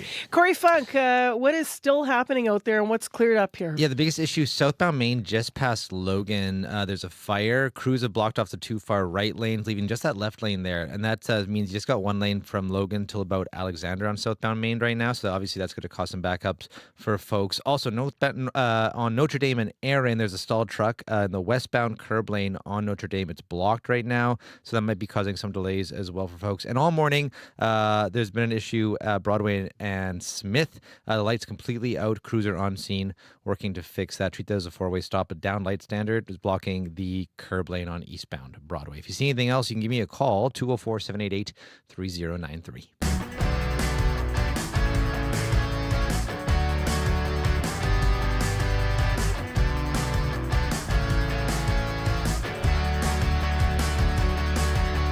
Well, it might be hard to believe, but we are weeks away from what could be another difficult season for wildfires in Manitoba. It was May 5th last year. There was a state of emergency declared because of wildfires threatening some First Nations in the Interlake, you might recall. There was a grass fire that burned a home in Peguis to the foundation. Now, that was just the beginning of the season that would be the worst in 30 years in this province. It would end up taking 2 lives, displacing 32,000 plus people, and burned 2.1 million hectares of land. So yesterday, we were looking at new wildfire forecasts from Natural Resources Canada. They show it could be another challenging year across the country, though there wasn't a ton of detail in the maps, but just the start of sort of flagging this. The mayor of Lynn Lake is Brandon Dolowich. He told the CBC's Marjorie Dowhouse yesterday he's still waiting to hear more from the province about how to prepare. We did receive a letter from the minister stating that they are working on producing a report, but as we're going into this year's wildfire season, I think that report would be beneficial to everybody, just so that we can learn from our mistakes or see what the root causes were. The findings of that report would definitely give us some insight on how to go into it this year. Without it, it's just kind of a guessing game, I guess. Premier Rob Canoe is here for our monthly interview, so we're going to start there. Good morning. Good morning. So when can municipal leaders expect the more written report and more guidance from your government regarding the upcoming wildfire season and lessons from the past? Absolutely. This month is the quick answer. So for folks who may remember, because the wildfire season was so bad last year, we went out of province and we got some experts, basically folks from Alberta who were involved in the review of the terrible Jasper fires. They came out to help us. We used our internal expertise as well to review what worked, what didn't, what have we got to do to prepare for the future. So what will be released is the interim report. Basically, we're doing the interim report so that we have time to prepare for this upcoming wildfire season, and then you'll see a final report later in the year. But I think the interim recommendations that we've already been looking at internally and we'll be sharing with the public and with people like Mayor Dulowich very, very soon are things that I'm sure you would expect, right? Let's make sure that we staff up. Let's make sure that we have equipment. Let's make sure that there's really strong communication with the local level, whether that's a First Nation or a municipality or a Northern Affairs community, as we might call some of these towns in the north, and then the province and the feds. So I think the communication piece, definitely in action, the hiring up, 19 more firefighters, more equipment on the way, new facilities too, a new firefighter base in Thompson, $75 million in the budget. So we're doing a lot to get ready. And I hope that we don't have to use all these resources, but we do have that responsibility to put them in place. Premier, you mentioned the North, so leaders like Chief David Monius and Pimicikamak anxious. Last year, people felt stranded there. As you mentioned, he wants more equipment, more resident firefighters. He'd hope maybe even a water bomber. How ready are we for more remote and fly-in communities to have response? Yeah, we're preparing. I mean, I would love more water bombers too. We have ordered 3 new water bombers. The challenge is that the supply chain backup is years long, so we're not going to take delivery of those right away. For Pimicikamak, we did buy them a new fire truck. It's a new to them fire truck. It was already had a few miles on it. Mm-hmm. But we'll be there for communities like Pimicikamak, Cross Lake, like other communities across the north, but also some infrastructure I think we should touch on too. So Norway House, for instance, we're investing in their runway because one of the things that we learned through last summer's wildfire season is that not all the northern runways can accommodate a big plane that the military might want to use to evacuate people. So again, focusing on these one-off infrastructure investments with an eye towards reaching across northern Manitoba and making sure that everybody has firefighting supports, but also in worst case scenario, evacuation supports too. Just last on fires, how have you been working to get rid of the red tape, if you will, between the province and the feds when it comes to jurisdiction so you can get involved and protect the people in Manitoba? Because that was one of the criticisms last year, that sort of things got lost between it's a federal responsibility. And now I'm hearing you talking about the North, talking about some of these communities that you are involved. Have you been having direct conversations? Has something changed there? I think it changed last year. I would push back on that assertion, actually. I think last year we implemented what we call a one Manitoba approach. So if you would have gone, and I think you did, go to evacuation centers, in previous years, there's one lineup for the reserves, and then there's another lineup for the towns and the cities. Last year, we ended that practice. We just said, everyone's a Manitoban. You show up at an evacuation center. There's one lineup. We're going to get you the services, and then the feds and us will figure out who's covering. But it's not you that's going to send the costs. plane in to evacuate people out of, right? Like that's the military coming. So that's going to be, people are waiting there for the federal call. Or are you more in charge of all of that than we know? I mean, every time the military gets deployed to Manitoba, we're typically, we are involved. We were involved last summer. Right now, we actually have put out, on a different matter, we have put out a request for the military to help Peguis First Nation get ready for flooding in I guess over a week. It's dependent on some snowfall. This recent snowfall was not helpful. But to answer your question, yes, we're very heavily engaged with the federal government in making sure we respond to communities. So I can hear my news colleagues wanting me to clarify that. So you've called. You've asked. Maybe can I just talk about Peguis for Do it, yeah. a minute? So Please.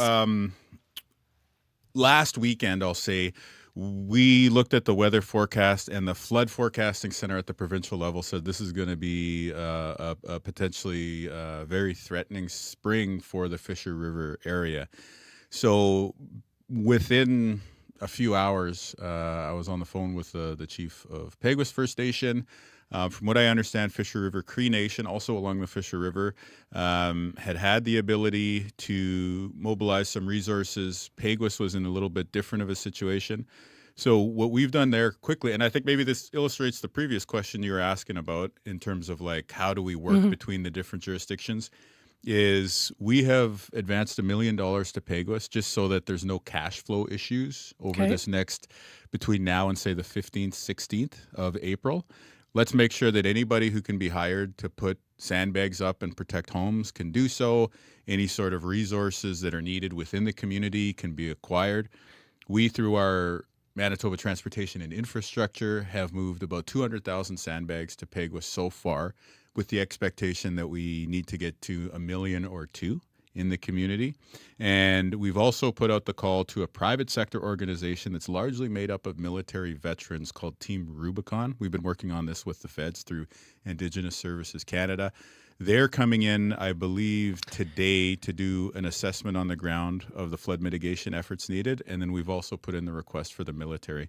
Because we're basically in a period where we have, depending on the weather, like, I mean, best case scenario, we do all these mitigation efforts and there's no need for it. So we're just trying to get all the necessary people power into place to protect homes in Peguis and in that floodplain along the Fisher River. Let's stay here for just a moment more, because obviously if people know the history of Peguis, they've been waiting for a ring dike in that community for years and years, or for some kind of a move or something, flood mitigation that might come from the federal level. Every time the minister's on federally, we ask about that because people have been, they're evacuated to Winnipeg constantly and have to stay here. If we have a bad flood year, are all of these measures you're talking about going to allow people, can you get enough sandbags to keep the people staying in their homes in Peguis, or because of the elevation issues? But I would say for people who live in Peguis to listen to Chief Stan Bird and council and your local messages. So they're the ones who are going to talk about evacuations potentially. For us, it's about, one, hopefully the weather doesn't materialize as bad as is maybe predicted. And then the second one would be to let's just make sure we're protecting homes. But I think the substance of what you're asking, Marcy, I have told the community we are going to work on permanent flood mitigation. It's actually probably not a ring dike. It's probably more like some sort of diversion kind of plan, but we're working with Peguis to figure out how can we do this, and of course the federal government will need to be there as well too. Because I'm mixing up my communities when I say ring dike, because of the way that the river runs there. Actually, it's not possible really to ring dike it. So I understand you're talking diversion. Exactly. 8:23. Premier Wap Canoe is with us live for our monthly interview. Let's do some short snappers on affordability. You ready? Okay. So this is a quote from you. You said, "Quote: Here in Manitoba, we're focused on you. We cut the gas tax once. Maybe we'll do it again." End quote. You're going to do it again? Maybe. So we are looking at what's happening with the price of oil. I tried. No, but seriously, I would say over the next month, we're going to watch the price of oil. I think everyone has seen what's happened because of the war in Iran, what has happened to the price at the pump. The unknown thing is, okay, if we have a ceasefire, and by the way, like everything Donald Trump does, this is the worst ceasefire in history already, because who knows whether it's going to last the next few days. I really hope it does. But does the price of oil come down right away and then people get help at the pump? Or do prices stay high for a long time, in which case we may reduce the gas tax? You have a timeline for when you're... I would say over the next month, because we should see within the next month if this ceasefire actually leads to prices going closer to normal. Let's go to your budget regarding what you have done to help people with affordability. The PST on packaged foods and ready-to-eat items is gone. Are you going to... It's leaving. We've announced that it will take effect on Canada Day if the budget passes. Will you extend that to convenience stores? Yes or no? I think what we're looking at is the mom and pop stores. And honestly, this is folks in the tax branch who come up with these definitions and stuff like that. Would you like it to be extended all the way to mom and pop convenience? It's really about the grocery stores because, this is about rotisserie chickens. This is about prepared salads. I want people to eat healthy, right? And I'm not sure which of those options are at 7-Eleven. I can tell you every grocery store, many mom and pop stores, will have those healthier options that we're going to try and reduce the price for you on. Okay, so also in the budget, and I looked through this last night, and I know you've been asked this question, but this is the North End Sewage Treatment Plant. Yeah. You say that it's in the budget. There's some funding to help the City of Winnipeg. The City of Winnipeg says they're still looking for part of it. Oh, it's an election year, right? So they're trying to make an issue out of this. Okay, so But is there's this an money in issue the or not? budget. How much money is there coming? Because I found a commitment to water and sewage and a number there for sure in the budget. The money is in the special infrastructure basket funding. So there's a general line that's about $100 million for a special infrastructure basket for the City of Winnipeg. That's where all the money for the North End Water Pollution Control Center future phases is residing. And then the previous money is in the debt. Like this thing is already massively over budget. I would like the city to control costs a whole heck of a lot better. This is taxpayer money we're talking about. Is the commitment and so then, we're Premier, carrying just to interject? a ton of debt because of the overspending of the City of Winnipeg. Okay, so I looked at $76.9 million in provincial federal investment in wastewater management line in the budget.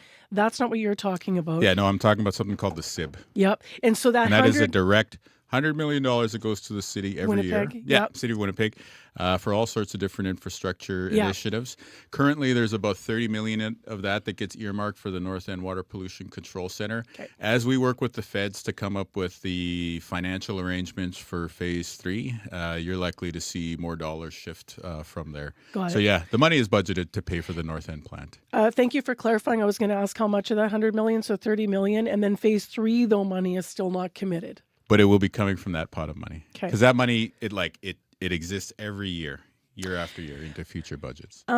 We are going to move we have another affordability question here. We actually have a clip from before 8 o'clock. I'm not sure if you were listening, Premier, but we had an interesting conversation. Toronto's doing this publicly funded grocery stores. They're piloting them. Sylvain Charlebois is director of Dalhousie Agri-Food Analytics Lab. He joined us. He doesn't believe that actually that's going to work to replace all private stores, but he says there could be a place for them in Winnipeg and in Manitoba. Here's a bit of what he said. I've been in Winnipeg a few months ago, and I know that there are some empty stores, empty spaces downtown Winnipeg that could actually be occupied by a government-run grocery store to eliminate some urban food deserts. So what he's saying is in downtown Winnipeg or other urban food deserts, or maybe even he said in the north in some places, there could be a place for publicly funded grocery stores to fill the gaps alongside the private system. Is that something you think about here? And and this is why we have the grocery study going on right now. It's led to some early moves like taking the PST off of prepared food items, the rotisserie chicken thing I was talking about a minute ago. Avi Lewis, the federal NDP, has been talking about this. The basic argument is even if the cost of the wholesale food that you're putting on the shelf is the same, if the government comes in and subsidizes the rent and the employee costs, then the price for the consumer could be cheaper. So we need to take a look at that because really it comes down to the dollars and cents. But I think part of what Professor Charlebois is talking about is food deserts. And I think there'll be some good news very soon about a downtown grocery store in Winnipeg. And so that will help alleviate access to food as well as hopefully with pricing too. Let's end our last minute with the Premier with something we had on the program yesterday. And I'm going to actually skip the clip so we can just get your fulsome response to this. Decorum or lack thereof in the legislature continues to come up as an issue. Paul Thomas was on yesterday with us, professor of political studies. He's, obviously watched multiple sessions of legislatures, all kinds of premiers over like 50 years. He really feels like it's the worst it's ever been. And we heard the speaker saying he can't control it. This is NDP speaker saying he can't control anybody. He's nonpartisan. Nonpartisan, yeah, fair enough. But Paul Thomas was saying he believes it starts at the top with the leader of the opposition, Abi Khan, but also with you. And I'm wondering, as Premier, what you might be thinking about that, modeling better behavior so that there can be better behavior for all. What I'm thinking about is Abi Khan was caught in probably the most brutal lie you've ever seen a politician caught in. He was caught on record saying something hateful about your deputy premier because they're non-binary, because they're queer. He said, whatever you are, basically undermining their humanity. And then he was asked about it by media. We raised an objection to it immediately. He told media on the record, I did not say that. And then the speaker comes back with a ruling where you can clearly hear him saying it.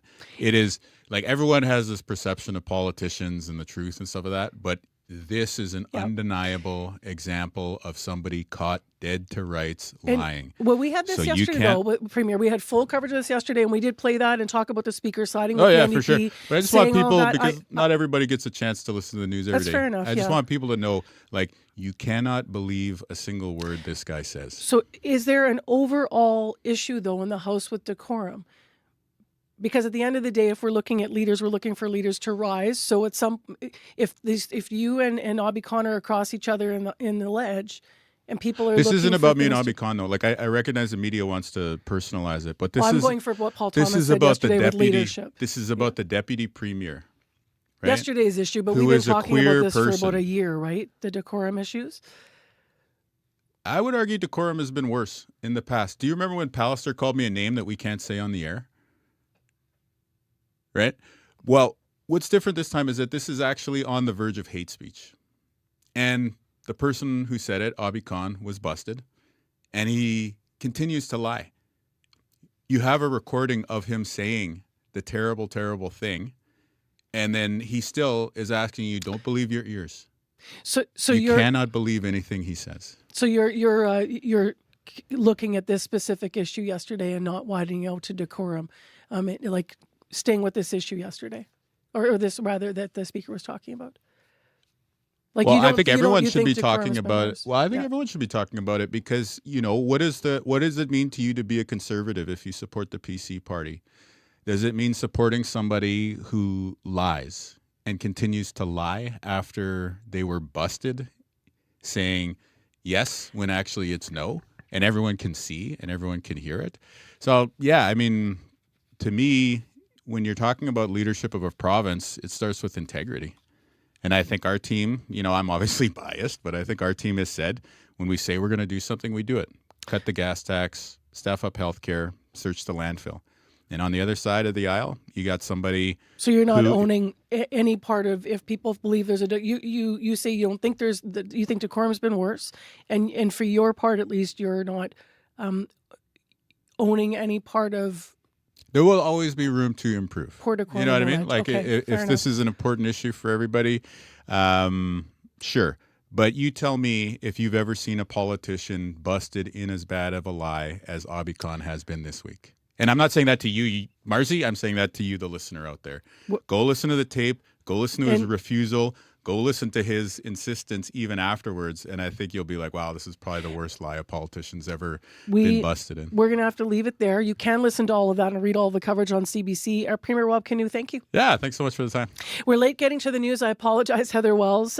We will go there right now. The time right now is 8:33. This is CBC News. Good morning. I'm Heather Wells in Winnipeg. It is -3. We're headed to a high of 3 with a mix of sun and clouds. The province says it is ready to offer supports to a northern community under a state of emergency.